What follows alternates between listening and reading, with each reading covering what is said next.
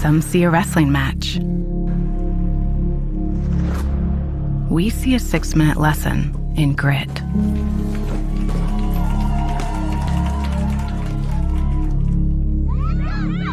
Some see a coach sending a runner home. We see a mentor guiding a student athlete into the future.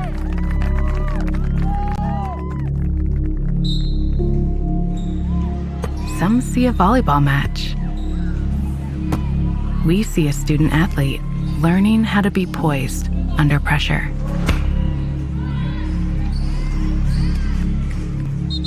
Some see a high school football stadium. We see the one place where the whole community comes together. Proud to keep education in front of athletics since 1903. I really wish I could listen to 91.7 WEM right now, but I'm not in my car. Don't worry, we have an app. Download 91.7 WEM on Android and iOS. All you need to do is go to the App Store, type in the search 91.7 WEEM, and then hit download. It's free. Now you can listen to the best hits on your phone. 91.7 WEEM. We welcome you here to the Raven Sports Network pregame show. I am Liam Davis. I'm joined alongside Coach Richmond, head coach of the football team. How are you doing today, Coach? Doing great. Thanks for having me. Thank you for joining me today. And we're going to go ahead and get straight into these questions here. You know, big game against Mount Vernon, winning 56-13. How do you build that momentum going into tonight's game? Yeah, I mean, consistency, and that's been that's something I talked to the guys Monday about. It's how we started our week, and it's one of those things, when you're the leader and that's something we're trying to get our guys to do a better job of leading. You're often disliked, you're often misunderstood. It's hard, and these guys they're giving their all every day, and sometimes they're wondering, like, man, what else do we need to give? And for us, we can't underappreciate an opportunity. So my message this week has been that consistency. It doesn't matter who we're playing. Delta has a lot of energy and momentum. They've won 2 in a row, and we can't allow any hope at all. We've got to jump on them right from the beginning and have a good start and play our game, control the line of scrimmage. Yeah, and coming off a huge offensive burst, Brent Gray only threw 8 passes, had 2 passing touchdowns, and then Joe Weaver had 3 rushing touchdowns on 9 carries. This offensive line, how are you teaching them? How have they been so dominant to start the season? Well, number one, it's the weight room. Luke Graham, pretty talented, and he could play any of the 5 positions, and he's the leader up there. But then we've got guys like Kemper Owens at center who can do some things that we haven't had a center like him, and that's to take nothing away. I mean, I've loved everybody I've coached here, but he's got some intangibles, that are very impressive. His speed off the ball. He was Player of the Week last week for us, in my opinion, and didn't have a bad snap, and he coordinates everything up there, and then you got some really physical role players with him, and they're all good weight room guys. So, Sam Barrett's another one under really, I wouldn't say underused, but like he's only got a few catches coming into this game. Teams have done a good job on him, but he's a weapon as well. And his run blocking on the edge is a huge part of what we're doing as well. So, and just a sophomore, I think when you look at our stats, even Brant's, they're misleading. Like, Shelbyville's quarterback's thrown for more yards, and he's had a good year. I was just looking at him today. He's thrown for like 800 yards, and Shelbyville's having the best year they've had in a long time. But we've played a lot harder competition, even in conference. And so those stats will even out. And the biggest stat Brant's got going for him is we keep winning, and that's because of him. And so those guys up front are making that happen, and then Brant managing everything and making plays. And it's fun. It's fun to see them work. Yeah, and so going to the defensive side of the ball, Talon Foster with 2 interceptions last week. Yeah. How do you think his defensive status has improved? Yeah. Well, I mean, it's, Cooper Sims, too. Grant Ellis, the way he's hitting people, and Wyatt Elijah. Those 4 are playing really well together. And then you mix in a Steph Winters or Lincoln DeShong. Like, they're doing a really good job. Nolan Hobbs is coming along. Jace Rambusic. we got 8 guys there, that I have a lot of confidence in. And, but the Talon is the leader. There's no question. Him and Grant, have done a really good job vocally. And then, everybody's producing back there. And the thing with Talon that we pointed out in film, and the thing that I'm so proud, before he got that interception, his first one, he had done everything right the whole game. He jammed his receiver, jammed his receiver, jammed his receiver, jammed his receiver. No stats, right? And did what he was supposed to do. He did his job. We talk about doing our job and being unselfish all the time, and he was the greatest example of that. Then they throw to him, pick. Then they throw again, pick. He again, though, he's consistent with his job and does a really good job with it. Yeah, and moving to the front 7, last week, Avon Thompson, Delta running back, went for 17 carries, 178 yards, and 4 touchdowns. How does that front 7 stop this dominant running back? Well, they do a nice job mixing in formations. Coach Billy Lynch he's a pretty good coach. And, he's coached at a very high level, been a coordinator in the NCAA, and obviously comes from a great pedigree of a football family. And he knows what he's doing. And we've got to be disciplined. One thing they do a really good job of is running a jet sweep. And so we've got to let our guys on the edges handle the jet, and our inside backers have to take care of the ISO and the inside zone. And if we do that, we're going to be okay. It's when we become undisciplined and we get in the wrong gap, or we let our eyes drift, we get in trouble. And last week, they were down 20-6, 27, something like that. And they came back with the run. They had a few long runs, and it's just what I'm talking about there. They got guys zigging, and then they zagged them. And it's a form of misdirection, but it is straight ahead runs. And our inside linebackers have got to make sure they fill, and our D-line have got to help them. And then when we stuff all that, play action's coming, which is, last year they did a good job of that against us. Our safeties are really aggressive, but they got to read their keys, and they got to be disciplined and know, pass look versus run block. And they do that, we're going to be just fine. Well, unfortunately, that will be all the time we have for you, Coach. Thank you for joining me for this pregame interview. When you guys come back, you guys will have some Arabian football here on 91.7 WEEM. Window Warrior Project helped me find the strength to go further than I ever thought possible. I was able to come out of my shell and really connect with others. So I can feel like part of a team, part of the community again. It's possible to live better. It's possible to have a voice and to be heard. To feel understood. To find peace. Because I've experienced firsthand that anything is possible.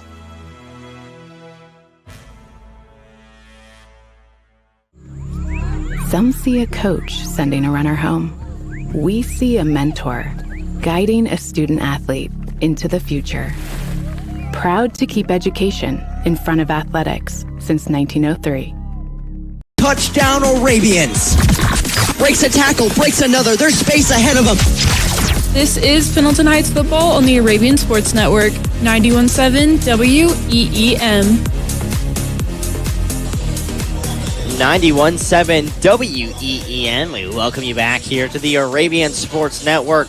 I'm Zion Palmieri, joined here alongside Connor Weflin. Connor, we've got a great game ahead of us. 5-1 Pendleton Heights set to take on the Delta Eagles, defend them at home in this Hoosier Heritage Conference battle. Both teams 3-1 in the conference and look to add another one in the win column. Yeah, it's definitely going to be a good game. And, coming in this one, Delta definitely looks like the underdog to most people. Their 3-3 record doesn't tell the whole story. On a 2-game win streak right now, gritty comeback win last week, as we mentioned, over Newcastle. And they're coming into this one knowing that they're the underdog, so they're definitely going to be fired up, wanting to, surprise some people. Yeah, I'm very curious to who's going to start tonight. Of course, you've got the 2-quarterback system. Deacon Blevins started in weeks 1 and weeks 4. In both of those games, Delta lost both of them with Blevins starting. But in his starting games, he's been 19 for 30, 119 yards, and 2 touchdowns. For Lynch, he's been 3-1 when Lynch starts, weeks 2, 3, 5, and 6. It's going to be pretty curious, but that doesn't seem to matter too much here, as Pendleton Heights is going to get the ball first. Yeah, it's going to be interesting to see how this Arabian defense, challenges this Delta offense. Obviously, like you mentioned, the 2-quarterback system. But, you're also going to have to keep your eyes on Avon Thomas, who had his best game last week, ripped off a big run, which shifted the momentum and made that whole comeback happen. So it's going to be interesting to see how they stop it. The Arabians set to return. Wyatt Elijah back to return this one. Of course, last time he returned an opening kickoff, it was for 6 on homecoming against Greenfield Central. Here's Senad Selimovic to send this one back, and it'll be over the end zone, a touchback to start things off, so they don't even want to give it to a Wyatt Elijah, and I don't blame them. Now the Stampede goes on to the offense. Yeah, Wyatt Elijah definitely dangerous on the return when it comes to kickoff and punt return, so they're probably definitely going to try and keep it away from them as much as possible tonight. For the Arabians, you've got Brant Gray and company. I like where you're at offensively. You're coming off of one of your better games this season in Mount Vernon. That was a great bounce-back week. Now they've got to build on it. Now's the time. All right, let's get into our win streak as we get into the postseason. Yeah, Brant Gray, obviously dangerous through the air, has 644 yards on the season along with 6 touchdowns. But you also can't forget about his legs. That's 7 rushing touchdowns on the year so far. They come out initially in the shotgun. Trips to the right. Ball on the 20-yard line. Here's the handoff up the middle. Joel Weaver goes north-south. It's a short gain. Looking at about 3 yards. Not too shabby to start off for Weaver. Tried to follow his right guard, Brandon Unamaker, right there, and able to pick up a few following right behind him. Now we're looking at 2nd and 7. Last week they threw the least amount of passes that they have all season. Brant Gray only missed one of them. Coach Richmond afterwards said he'd like to throw the ball a little bit more. In the shotgun, 2 receivers on the far, 1 on the near. They hand it off the gut yet again. Joel Weaver with a little bit of daylight here. Eventually wrapped up, chopped by the thighs, but enough to move the chains. Brant Gray looking like he was trying to sell, like he was taking himself to the right side, and then Joel Weaver obviously took it to the left side following both his blockers and Carter Marling and Luke Graham. 1st and 10, ball on the 30-yard line. Officially 11 minutes on the clock in the first quarter. Shotgun, trips to the right. Brant Gray back to pass for the first time tonight. Fires over the middle for Cooper Sims. He's got his man, but couldn't haul it in.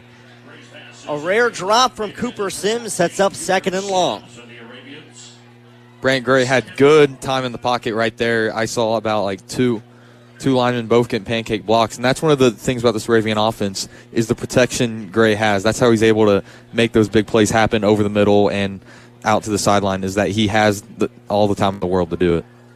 This defense has 13.5 sacks, but they haven't played an offensive line like the Arabians. One of their strongest points of emphasis. Here's another handoff yet again. Joel Weaver and company pushing the pile forward. Likely a gain of about 4. It's going to set up 3rd and intermediate, an early test here for Pendleton Heights. Weaver doing a good job of staying with his blockers, obviously, not bouncing out wide, being patient back there, and just sticking with them. And every time when he does that, he's guaranteed to pick up at least a few. Joel Weaver in the backfield. They set up in the shotgun. Rather tight formation. 1 receiver on the far, 1 on the near. It's going to be a pass. Brant Gray swallowed up in the pocket. A sack for the Delta Eagles on 3rd down. The offensive line must have been a step behind, and the Eagles read that one perfectly. Got to Gray before he could even think about a receiver. Like you said, this Delta D-line is good, and one of their biggest challenges tonight was going to be the Arabian O-line, and they had no problem right there getting to him and getting a big stop on 3rd down. And I mentioned the pressure really has been strong for the Eagles all season, but I didn't think it was going to fare well against the Arabians. But the Eagles have proved me wrong early here, forcing a stop. And the punt is going to flip the field here and turn the Eagles to offense. We'll see what the conference foe can do here now, set up on the 49-yard line. This Arabian offense is going to come down to, like we said, making those big plays. Cooper Sims wasn't able to haul that one in over the middle, which would have been a big first down. It's going to come down to playing mistake-free football tonight. Yeah, the Arabians usually have a pretty good start. The few games that they haven't, it's been a rough night for them. We'll see how they fare here. Not getting off to the best start.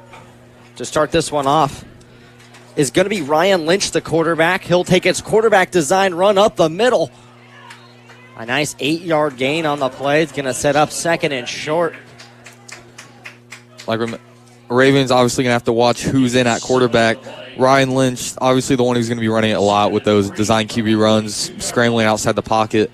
But he could also throw it deep. Doesn't have as big as an arm, but he throws it deep a lot. And just like that, Lynch is out of the game. Deacon Blevins comes in. Deacon Blevins, 39 for 67, 450 yards and 3 touchdowns this season. Sets up under center. Pistol formation. One receiver on the far. He's going to stretch this one to Thomas. Thomas up the gut. Breaks a defender. Takes 3 to get him down. He's got the chains and a little bit more. Avon Thomas has the first down of the day for the Delta Eagles. Avon Thomas obviously going to be one of the big challenges for the Arabian defense tonight. Broke off 3 tackles right there on that play. Ravens are going to have to keep an eye on him. Obviously contain him. You contain him, you stop almost this entire offense. 8 minutes, 43 seconds remaining here in the first quarter. Still scoreless. Lynch comes in. Quarterbacks have alternated in the 3 plays of offense now. Shotgun formation. 2 receivers to the right, 1 to the left. It's another quarterback design run for Lynch. He's going to cut this one off field. McKinley hunting down a man. Gets out of the grass, but it takes a few Arabians to get him down. Just shy of the first down. Good pursuit by Jacob McKinley, able to find his way over there. It looked like Lynch was going to break through. He was following his blockers, going outside towards the sideline, and McKinley able to chase him down and make a good tackle. This is what makes this 2 quarterback set so difficult. You got to communicate who's in, and you got to make the adjustments accordingly. Now it looks like Deacon Blevins is in. Pistol formation. They're going to hand it off to Thomas. Yet again, Thomas straight up the middle is going to be swallowed up after about a 5-yard gain. It'll be enough to get the first down. Even Thomas is doing it chunk by chunk. Blevins looked like he was trying to do a little bit of trickery. I saw him do a whole 360 spin before handing it off. And then obviously, so far, this Delta O-line is doing a good job of opening gaps for being able to just pick up yards in big chunks, obviously, for Avon Thomas. We mentioned they run a lot of sweeps, reversals, and he always spins when he hands it off. It's very unorthodox, and teams aren't used to it, and that aids in the reversals and sweeps. Pistol formation, 1 receiver on the far, 1 in motion. He's going to hand this one off to Thomas yet again, north-south. Finally brought down at the line of scrimmage. That's a play there where the second level and the defensive line did their job correctly, and it works on paper how they expect it.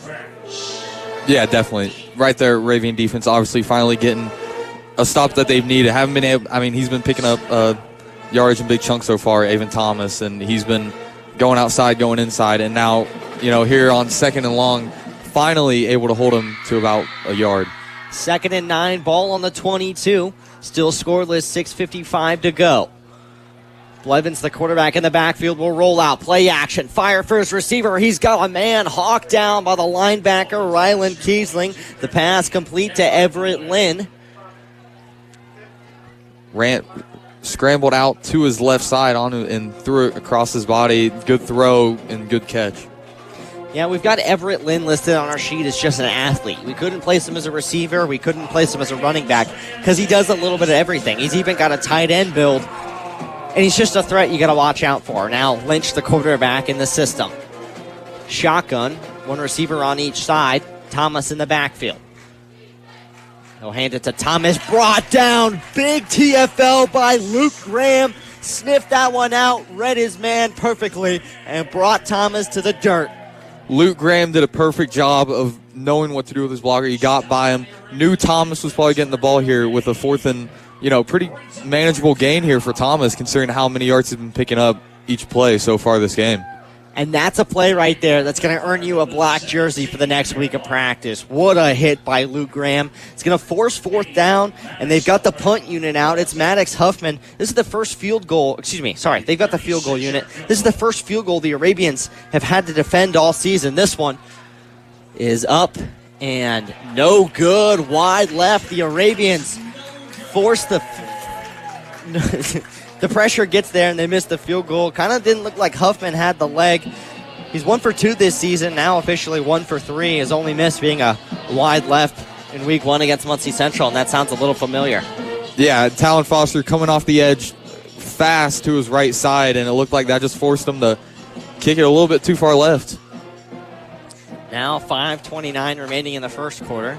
Both teams had a nice drive going. They met a little bit of adversity and faltered to that. And just like that, the Arabians are back on offense on the 17-yard line. Trying to change the tide. It's shotgun formation. 2 receivers on the far, 1 on the near. It's a handoff stretch to Joel Weaver, cutting upfield. He's got some daylight. Few men to beat. Hawk down by the legs. Joel Weaver breaks off his first big run of the day as the Arabians move the chains. That was a great job of Joel Weaver. Obviously has good vision in the backfield. Looked at his blockers, had the patience, made the right cuts, and right there took it for a big gain before being chased down by Evan Connor. Joel Weaver coming in today as the number 2 running back. If you look at both teams head-to-head, Thomas with 700 yards, Weaver with 400, but Weaver's proven dominant. They'll hand it to him yet again. Scratch that. Quarterback keeper up the middle, reading his blockers. Outside the numbers, Brant Gray is off to the races. House call for Brant Gray. Brant Gray, the perfect read option right there. Joel sold it perfectly.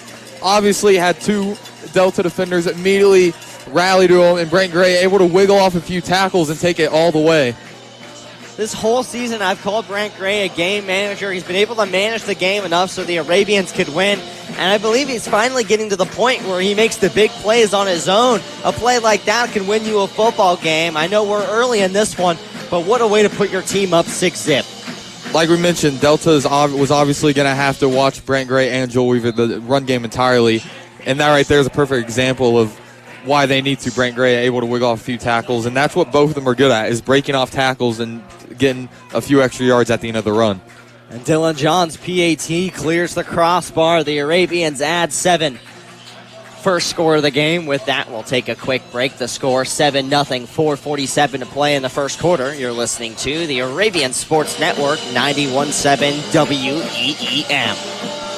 Support for this 91.7 WEEM sports program comes from our donor. Some see a wrestling match. We see a 6-minute lesson in grit.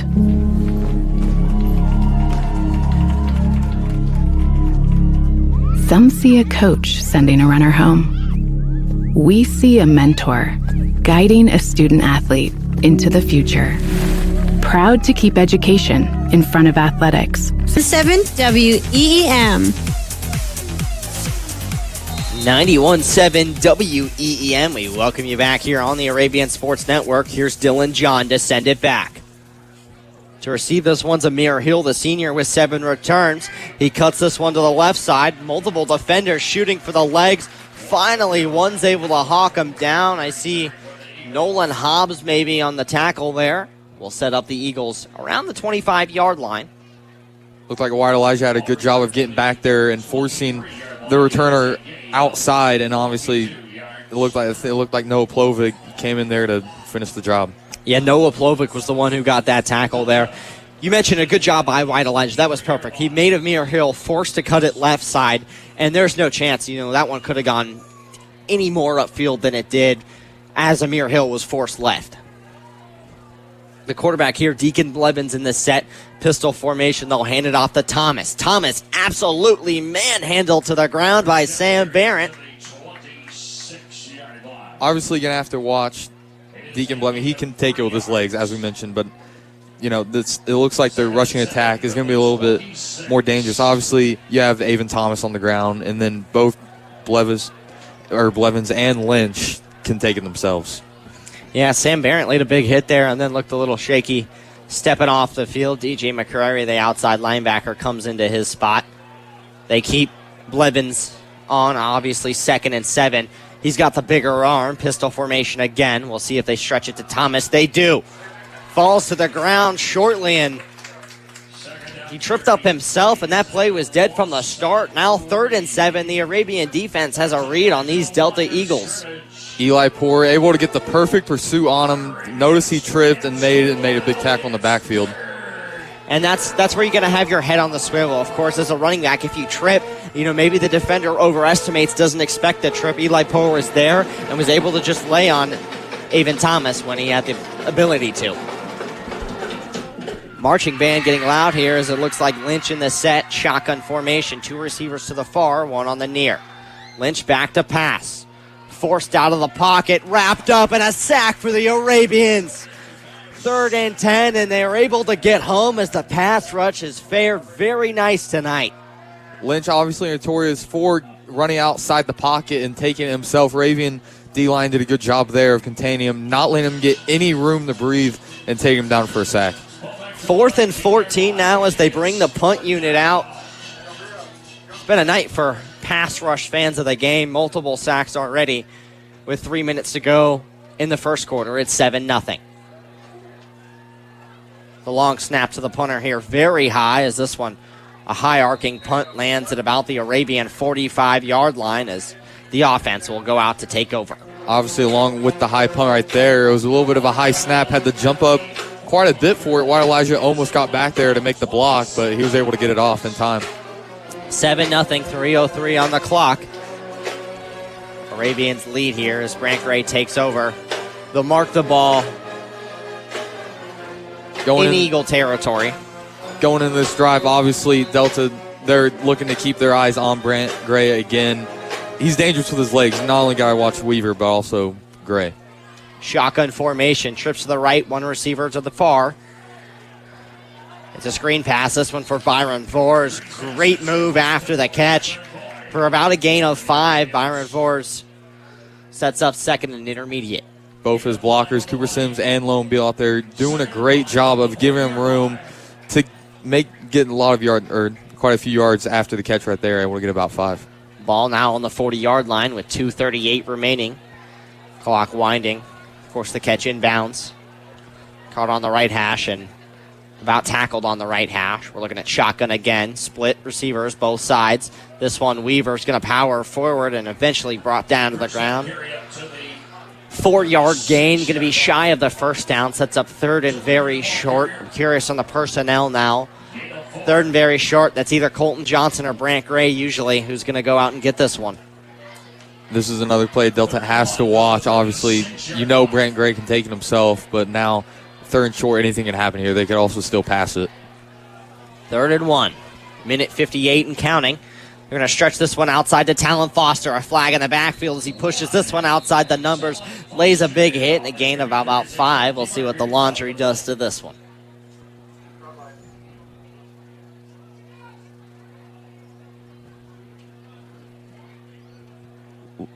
Looked like they may have been holding on the left side of the O-line. I have no clue exactly what it was. I'll be curious. It looks like shot block, yes. Shot block, yeah. Offensive line of the miscue there is going to send them way back. You were looking at a 3rd and 1. Now a 3rd and 16, I believe. That's a penalty that'll kill a drive, especially on 3rd down. You have it with plenty of room to go, and a chop block wipes that way away. Yeah, mistake-free football obviously is what's going to be a deciding factor in this game. Coming into this, Delta expected to be a well-disciplined team, not making many mistakes. Oh, and now an empty backfield. Trips to the left, 2 receivers to the right. The Arabians run quarterback power. Brant Gray up the middle, showing no signs of weakness. He gets the first down. What a bold play call. Goes into 5 wide and then guns it up the middle with your guy, Brant Gray, to get the first down on a 3rd and 16. I can't name a more gutsy play call this season. It looked like he had a linebacker backing off in the pass coverage, and then he saw it and cut back right inside and took it for another big gain. Able to drag a few defenders with him, obviously, across the first down marker. Great play by Gray. Brant Gray is the perfect Swiss Army knife. He can do anything you ask him. 7-0, a minute and 6 and counting. Left to go in the first quarter. We got a deep ball looking downfield for Lowen Beal. It's not going to be hauled in. Brant Gray was a little bit too much on it. Sails this one past Lowen Beal. Will stop the clock and force 2nd and 10. Beal did a great job of getting off his defender, able to get inside and go towards the middle of the field where the ball was going to be. Stumbled a little bit, just was a little bit off right there on the throw. Arabians lead 7-0 here. Brant Gray with the rare mistake after that one. Tell you what, Connor, a little bit surprised. The marching band's been very loud tonight. It's been 2 weeks here since we've been to Pendleton. I forget how dominant our marching band is. Can't hear myself think. We're looking at shotgun formation. Brant Gray's going to take it outside. Jukes the defender, blitzes through another, takes a multiple Eagles to take him down. Brant Gray is getting stronger as the season progresses. Trace Wilson, the strong safety on Delta, shot into the backfield, came in, shot out of a cannon, got Brant Gray by the legs. Gray able to wiggle him off and then take it for the first down. That could have been a disastrous play for the Arabians. 40 seconds and counting on the last coach's show. Coach Richmond said, of course, they test in the weight room, and this is the best test that the team has had in season his whole career here. He's been here for 10 years, and this is the strongest that they've tested in season. You know, that takes to the strides this team is taking this year. Brant Gray in shotgun, back to pass. Fires this one deep for his receiver. It's going to be out of play over the end zone, looking for Byron Vorsch. Just trying to force the pass there. You don't need to make that. They're in a weird spot here where they keep forcing the pass with only 22 yards of field. As you inch closer, your space to work with gets smaller, and I don't think they need to force the pass right now. Yeah, it looked like Brant tried to get it off early. It looked like it was supposed to be an immediate throw. Didn't like what he saw, and then from there, it broke down a little and just had to force it at the end. 17 seconds with the incompletion left in the first quarter. 2nd and 10, the Arabians up 7-zip. Pistol formation. 2 receivers on the right, 1 to the left. They hand this one to Weaver. Reading as Brock stretches it outside, goes back through the middle, goes through a man for 6. Joel Weaver with yet another touchdown, his 8th of the season. Weaver doing what he does best, breaking off tacklers, broke one off at the line of scrimmage, and broke off another 2 before, dragging a guy into the end zone with him. That's what he does best, is he's a big, strong running back. If you're the only one there, you can't stop him. He's going to get at least a few more yards after you make contact with him. The Arabians make this one 13-0. Here's Dylan Johns, the soccer senior, to make it 14. With no problem, this one's between the sticks as the Arabians lead by 2 scores. 10 seconds remain on the first quarter clock. With that, we're going to take a quick break. You're listening to the Arabian Sports Network, 91.7 WEEM. This 91.7 WEEM sports program. Some see a volleyball match. We see a student athlete learning how to be poised under pressure.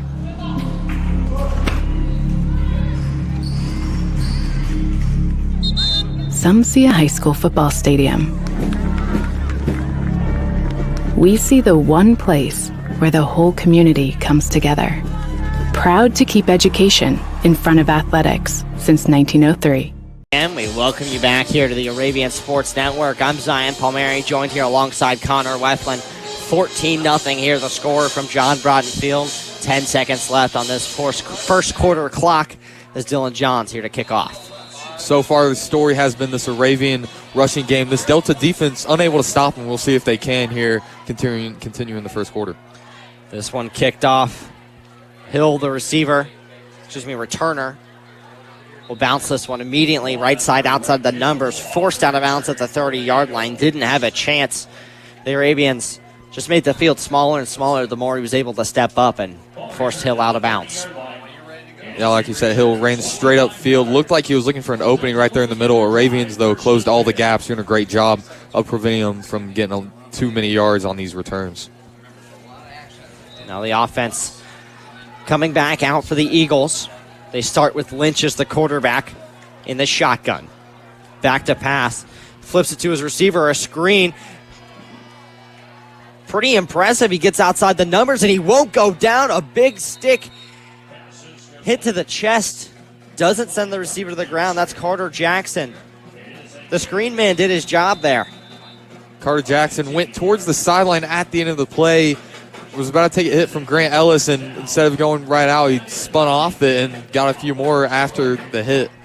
A big play to end the quarter. We'll have the Arabians up 14-0. We're going to take a quick break.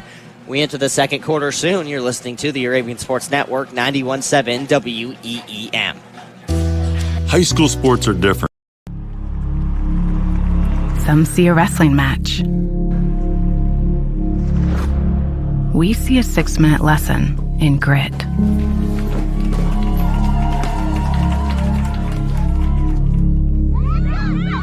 Some see a coach sending a runner home.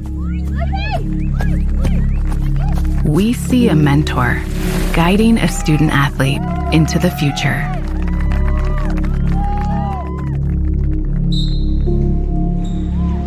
Some see a volleyball match. We see a student athlete learning how to be poised under pressure.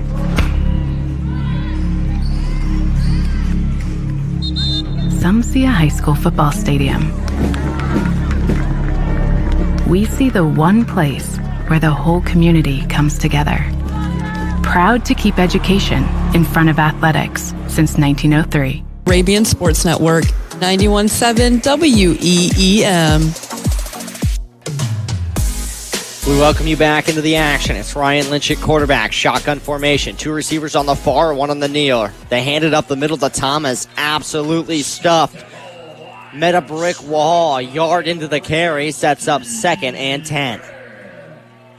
Looked like you had Max Gardner right up there shoot up the gap and get into the backfield. Wasn't able to make the tackle, but able to put some pressure on him. 14-0 here. 11:39 and counting as that was the first play from scrimmage in the second quarter.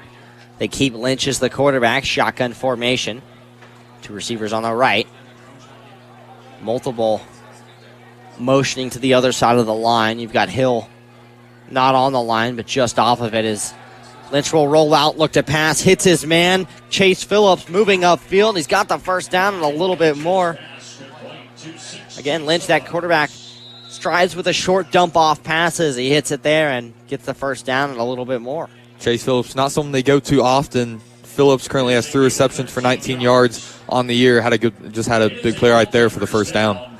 1st and 10, ball on the 39 in Arabian territory with that one. 14-0 here. Arabians still lead. This time it's Deacon Blevins, the quarterback in. They roll out left, play action. Blevins wants to force this one deep downfield for Hill. It's going to be an incompletion. Wyatt Elijah forced there in the coverage. No flags on the play. Will set up 2nd and long. Wyatt Elijah a little bit behind there, knew the ball was coming and just had to put his hands up with his back, turn towards the ball, and able to break it up. Great play by Wyatt Elijah. Yeah, that was a good read by Blevins. If you put the ball in stride, I think he could have hit Hill there. Wyatt Elijah was behind a step or two, and I think he realized, oh, this ball's coming to me. Let me lock in, put my hands up, step up, and make a play here. And that's what he did.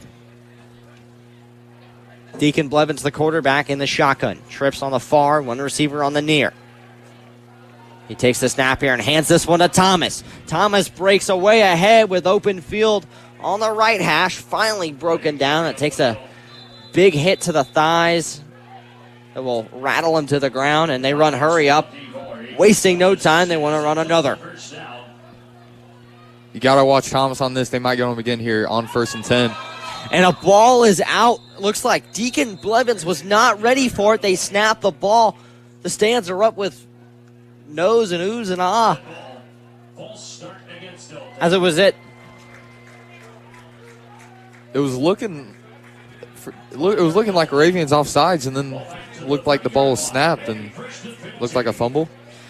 Yeah, I think the Arabians were offsides. The ball was snapped, and Deacon wasn't ready. And then the Arabians were like, oh, the ball snapped, gotta go. And they all went for the ball. Yeah, that was confusing to say the least. It looked like offsides at first. 14-0 here, Arabians lead. Eagles got a nice drive going. It's 1st and 15 after the penalty. Multiple in motion. You get 4 eligible receivers on the left side, none on the right. Lynch here to throw, rolls this one out for his receiver. A short pass blown up with a big TFL from Wyatt Elijah. Wyatt Elijah read that perfectly. It was a low snap to Lynch, able to still get it off to the screen, and then there was no blocker in sight for Wyatt Elijah, and he took advantage of that, blew him up in the backfield for a big loss. Elijah read Lynch like a book and absolutely demolished the play from the start. Lynch stays in as the quarterback, especially with it 2nd and 17. Curious on what they'll run here now. It's shotgun.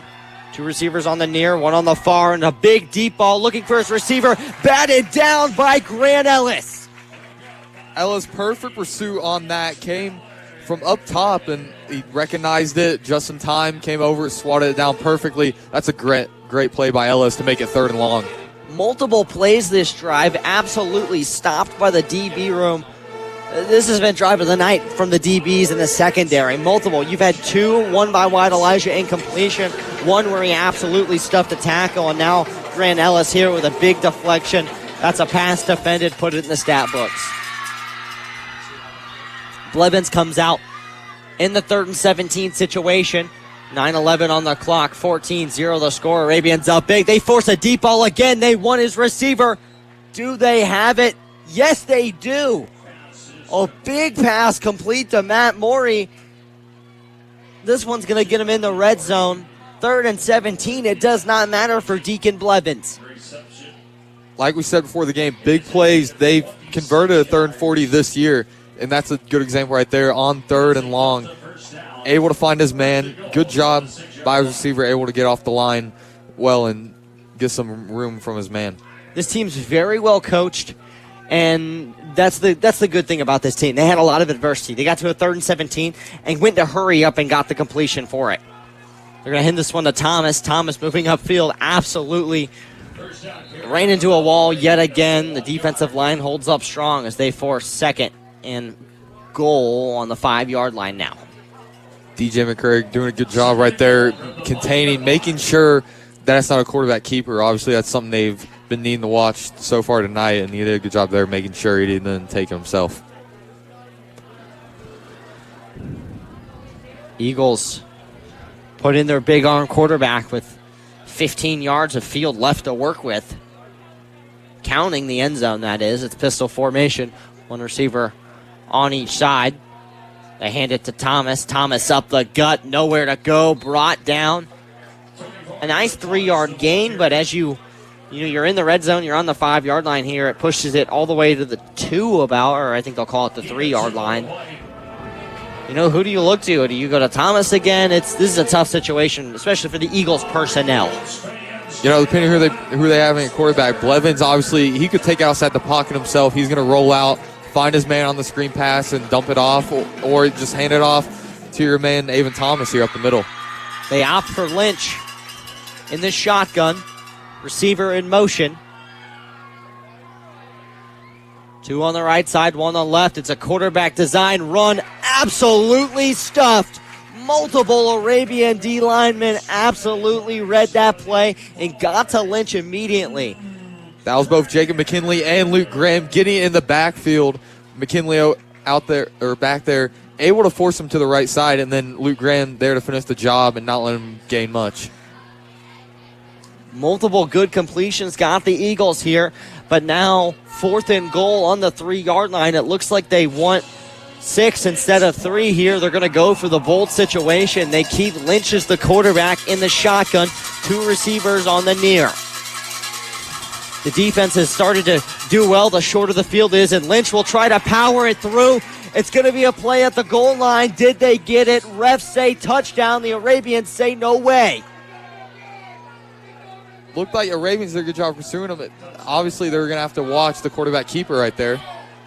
We got a debate on the field right now. Connor, what did you see? I saw the Arabians first half of the play. That wasn't defense. They didn't get to Lynch in time. He read his blocks perfectly and was able to get to the end zone. The second half, the Arabians stuffed it. They hit Lynch hard, and he was stepped back, but I think forward progress gives them the touchdown. Yeah, I was about to say, it looked like he was going in. I thought they stopped him just short, and I could have sworn I saw the ref closest to our side say, no, he was short. Here's Maddox Huffman on the PAT, blocked by the Arabians. Luke Graham and Talon Foster credited with that one, so they allow the touchdown, but not the PAT. This team kind of saying ball doesn't lie a little bit. We're at that. We are going to take a quick break. The score 14-6 here, 7 minutes left in the second quarter clock. We are taking a break. You're listening to the Arabian Sports Network, 91.7 WEEM. Support for 91.7 WEEM comes from our donors and underwriters, and from Bendel. Some see a coach sending a runner home. We see a mentor guiding a student athlete into the future. Proud to keep education in front of athletics since 1903.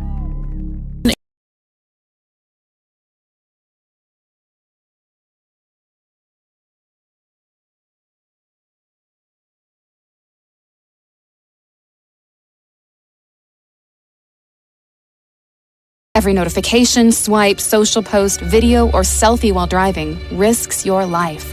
So while you might think public speaking or the zombie apocalypse is scary, what's really terrifying and even deadly is distracted driving. Eyes forward, don't drive distracted. Brought to you by NHTSA and the Ad Council. Now back to Pendleton Heights football on the Arabian Sports Network, 91.7 WEEM.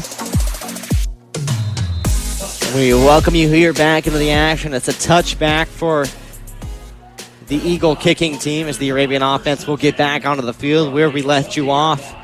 Of course, a big touchdown by the Delta Eagles. They force it up the gut. It's a 4th and 3 on goal, and they get the touchdown, a controversial one, and the Arabians block the PAT. Looked like the refs themselves it looked like one was saying touchdown, one was saying short. And then after that, of course, Arabians able to get a little bit of a ball don't like moment, blocking the PAT. Obviously, it was Foster and Luke Graham on that. It was Foster earlier who had pressure on the field goal for the Eagles earlier, which ended up wide left. Shotgun formation. 2 receivers near, one on the far. It's Brant Gray, quarterback design run. About a 5-yard gain. He wants a little bit of the quarterback run action. Of course, we've seen a lot of it from Ryan Lynch and company. I think, going back to the touchdown, a coach is going to tell you can't argue about a yard or two like that. You got to make the play, 3 downs ago when it was that 3rd and 17 and you let up that big reception, Yeah, definitely. You can't let it come down to them being inside the 5, let alone the red zone. So obviously something they're going to build on here on the next defensive drive. Brant Gray in the shotgun. 1 receiver on the right side, 2 on the left. They hand this one to Joel Weaver. Scratch that. It's not Cooper Sims. It's Brant Gray up the gut. Moving deep downfield. He cuts this one outside the numbers. Finally brought down. Brant Gray with another big one. Puts this one in Eagle territory. He is controlling this game tonight. The fake handoffs to Joel Weaver have been working perfectly, and that's another prime example. Joel Weaver faking, going left outside. Brant Gray, great job following his blockers along the right sideline. Eventually, Carter Jackson, the one that chased him down towards the sideline and saved the touchdown. Brant Gray's really impressing me tonight. Multiple plays where he's, I wouldn't say putting this team on his back, but he's really helping them through tough situations here. Shotgun. Trips on the left side. It's a quick pass by Brant Gray. Hits Byron Vors using Cooper Sims as a blocker. Takes 3 men to bring him to the ground. A short gain for Byron Vors. Not really a short gain, about 6 yards. That's a screen perfectly executed. Yeah, he had Lone Beal obviously right there. It looked like Lone Beal, whoever he was blocking, able to get through. Obviously Vors, though, able to get out of there just in time. And then, like you said, used Cooper Sims and just went right behind him. Looked like he had a little bit of room out to the outside. Shotgun. Colton Johnson on the wing. 2 receivers to the right. It's 2nd and short. Brant Gray rolls out the pass. Flips this one over the head of a defender for Colton Johnson. Using multiple defenders. Runs through a man. Finally brought down. He goes for physicality to go over a defender, and he holds on to the ankles to finally bring him down. Brant Gray immediately started rolling out to his right there. Obviously had the Delta defense in pursuit, knowing how dangerous he is on his legs. Multiple defenders going with him, then threw it to the opposite side of the field for a big gain by Colton Johnson. That's a good play here by Coach Richmond, knowing that Delta is coming into this, knowing that Brant Gray is dangerous on his legs and able to switch it up on him. 14-6, the Arabians lead, 4:42 in counting. Shotgun formation. Gray's going to hand it off to Joel Weaver, who takes it up the gut. Good for 6. Yet again, Joel Weaver with his 2nd touchdown of the night. Adds 20 to the scoreboard for the Arabians. Dylan John and company to kick the PAT. That's what Weaver does best, is his patience. Obviously, he doesn't force anything, doesn't try to get upfield, he doesn't panic. He waits for his blockers to make room, looks for the gap, cuts inside, perfectly executed by the O-line and Joel Weaver. The PAT now from the senior soccer player. Speaking of the soccer team, he leads the team with 9 goals. They're 7-0 in the Hoosier Heritage Conference, and his kick is straight as an arrow. Add 1 to the scoreboard for the Arabians, 21-6. We are going to take a quick break here. Arabians up big. 4 minutes, 35 seconds remain here in the 2nd quarter. You're listening to the Arabian Sports Network, 91.7 WEEM. Support for this 91.7 WEEM sports program comes from our donors and underwriters, and from Detour Salon and Style, haircuts for women, men, and children. Located at 1816 East 53rd Street in Anderson. Their phone number is 765-400-5323. Online at detoursalonandstyle.com. Now back to Pendleton Heights football on the Arabian Sports Network, 91.7 WEEM. 91.7 WEEM. We welcome you back here, Dylan John, to kick it off. 20 kickoffs so far heading into today. 39 the average is off. 60 is his longest. This one's going to the end zone for another touchback for Dylan Johns as the Eagles will take to the offense down 21-6 with 4:35 remaining. Obviously coming off of that good offensive drive by the Eagles, ended a controversial touchdown, but a touchdown nonetheless. And the Arabians, great job of punching right back, not letting them swing the momentum in their favor. And once again, making this a multiple possession lead. And that's what you need. Just do not let any, because like we saw last week, Delta got momentum in their favor, made the comeback 20-6. And so far, Ravens doing a good job of shutting down any momentum swing in this game. Now with just over 4 minutes into the second quarter, I think Delta's going to start to push the pace a little bit. They're a run-heavy team. You got to worry about the clock now. They push Thomas up the gut, pinballs off a defender, and finally laid down, takes a pile to bring him to the ground. Very impressive running back. I see why he's got 700 yards and is one of the better ones in the Hoosier Heritage Conference. Looked like they put a receiver in motion. Obviously didn't hand it to him, kept it with Thomas. And so far, I think this Arabian defense, a little shaky early on, obviously. Looked like Thomas was getting, a lot of yards per carry. And look, they've been doing a good job the rest of this half, shutting them down a little bit. They definitely had their weak spots, but they've also had their bright. Pistol formation. Looks like the quarterback is Blevins. Blevins will stretch this one to his running back, Thomas. Thomas moving to the outside. Collided with the defender, brings him to the ground, and we're looking at 3rd and 4 now.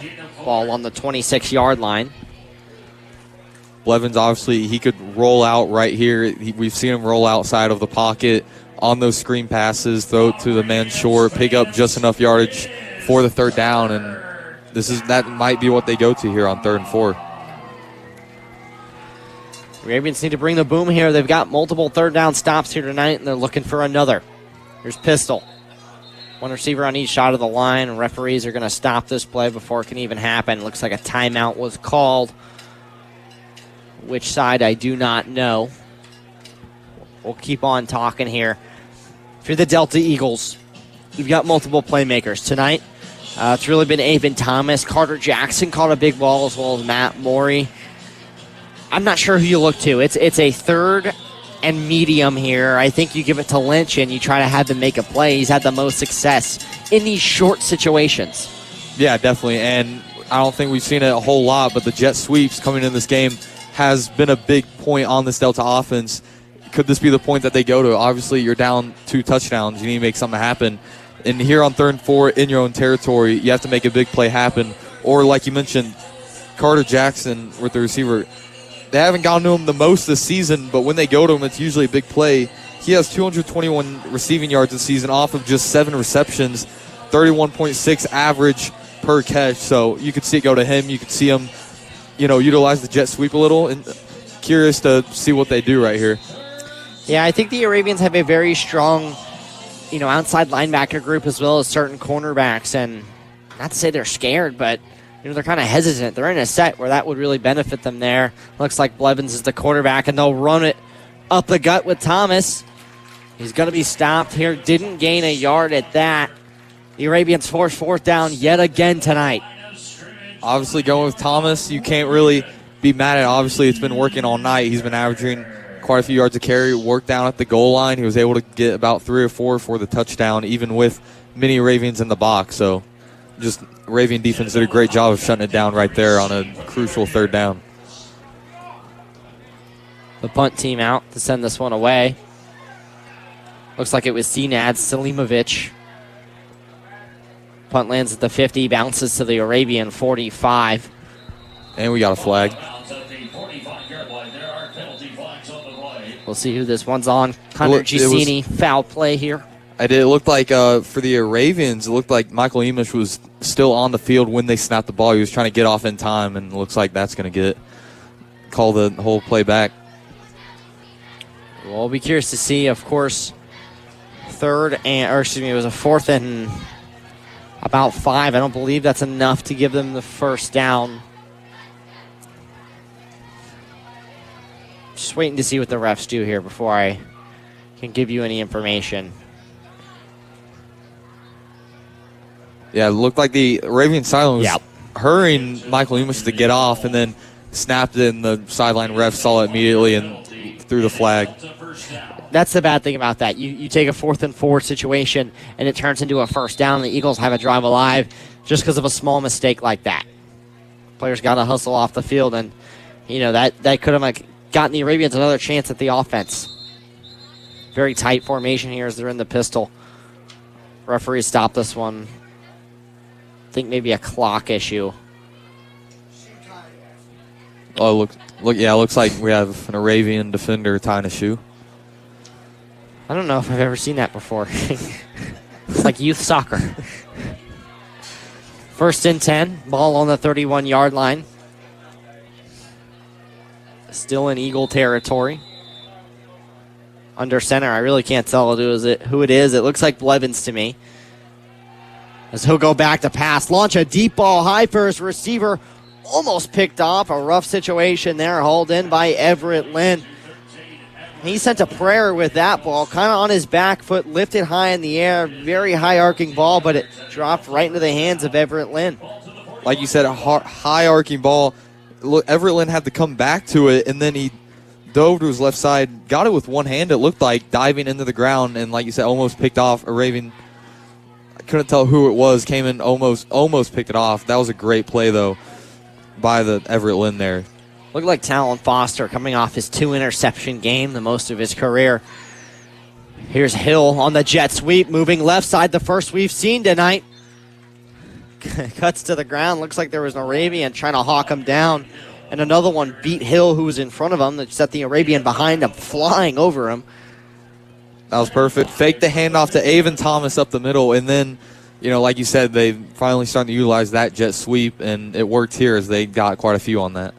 21-6, minute and 17 and counting left in this second quarter, and that's when I said, about 3 minutes ago, hey, you got to push the pace. You're in a tough situation. We're at midfield and haven't done that. We got a fumble here from Deacon Blevins. The Arabians jump on it. Did they recover it? They did not. Looks like a rough snap there. Just didn't get in the hands of Blevins. Not a terrible snap, but just I think they were off pace and not on the same page. Looked like he had the ball, got his feet set, just looked like it slipped out, and obviously looked like you had Jacob McKinley back there. Looked like he had a clear recovery right there. Not sure how he wasn't able to come up with it, but either way, they have a 3rd and long coming up right here. Blevins' 3rd fumble. Looks like Lynch, the quarterback now. And they'll run it. It's a quarterback design run route out to the right side. Hawked down by multiple Arabians. It's Ryland Kiesling. This outside linebacker group is speedy for sure. And that sets up a 4th and 15. Obviously, Ryan Lynch, the guy they go to when they're going with their Q design runs most of the time. And right there, they did it on 3rd and long. Arabian defense, though, not fooled, able to stop them before they got too much. Arabian's going to call a timeout here. They want time. They want time to work with this. It's a 4th and 16. The ball's on the 39-yard line right now. Of course, Delta's going to punt this one, I assume. And, maybe bounce it to the other 30, potentially the 20 if they get a really nice punt here. The Arabians think they can work upfield. I'd be curious. Something we've talked about a lot recently is where do you place the leg of Dylan John? Obviously a soccer player. We know his leg, but it hasn't been tested on a football field. No, it really hasn't. I mean, we've seen his extra points. I don't think we've seen too many field goals, and we, especially, with how much, only 26 seconds left in this half. This season. This season. They're going to have to, obviously make a big push downfield. I don't hate the call. You've got 3 timeouts and 30 seconds to use them. Might as well. Yeah. And a big punt here. We'll send the ball to the 25-yard line, around where I thought it would be.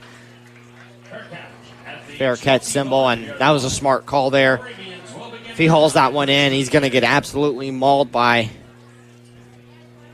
those Eagle special teamers. Had a few Arabians get back there, almost block it, and honestly, the timeout right there also would have looked like a smart move had they gotten the block and already are setting up close to what we assume is Dylan John's range.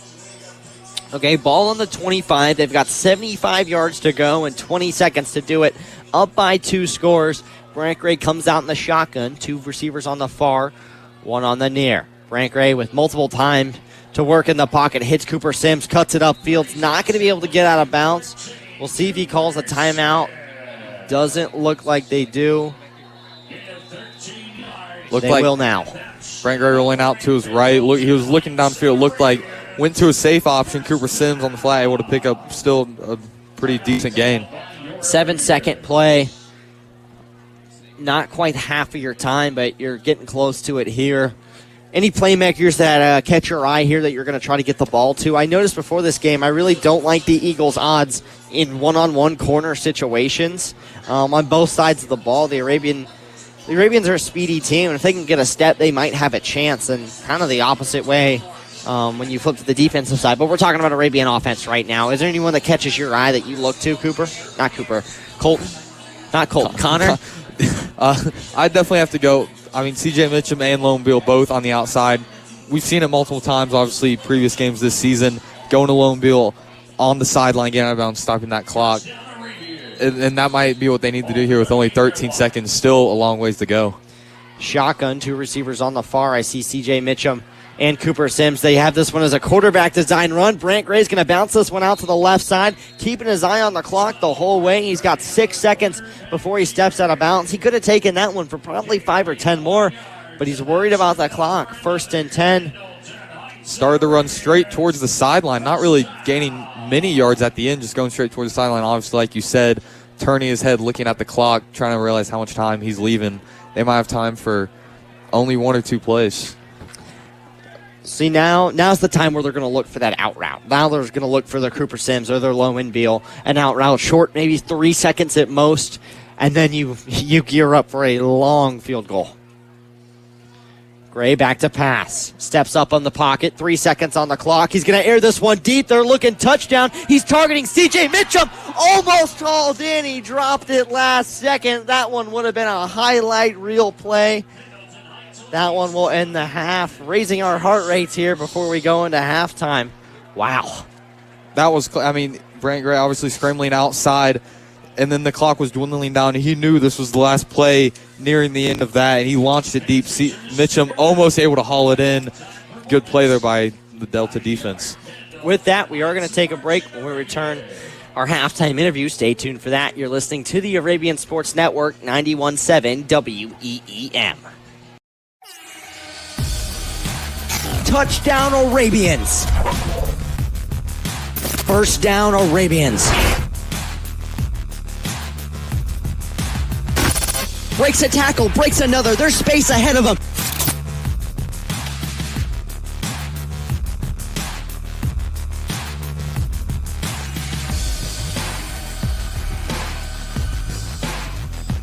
And it's going to be Arabian football. Some see a student athlete working on his shot. We see a powerful lesson in persistence. Some see a student preparing for success on an exam.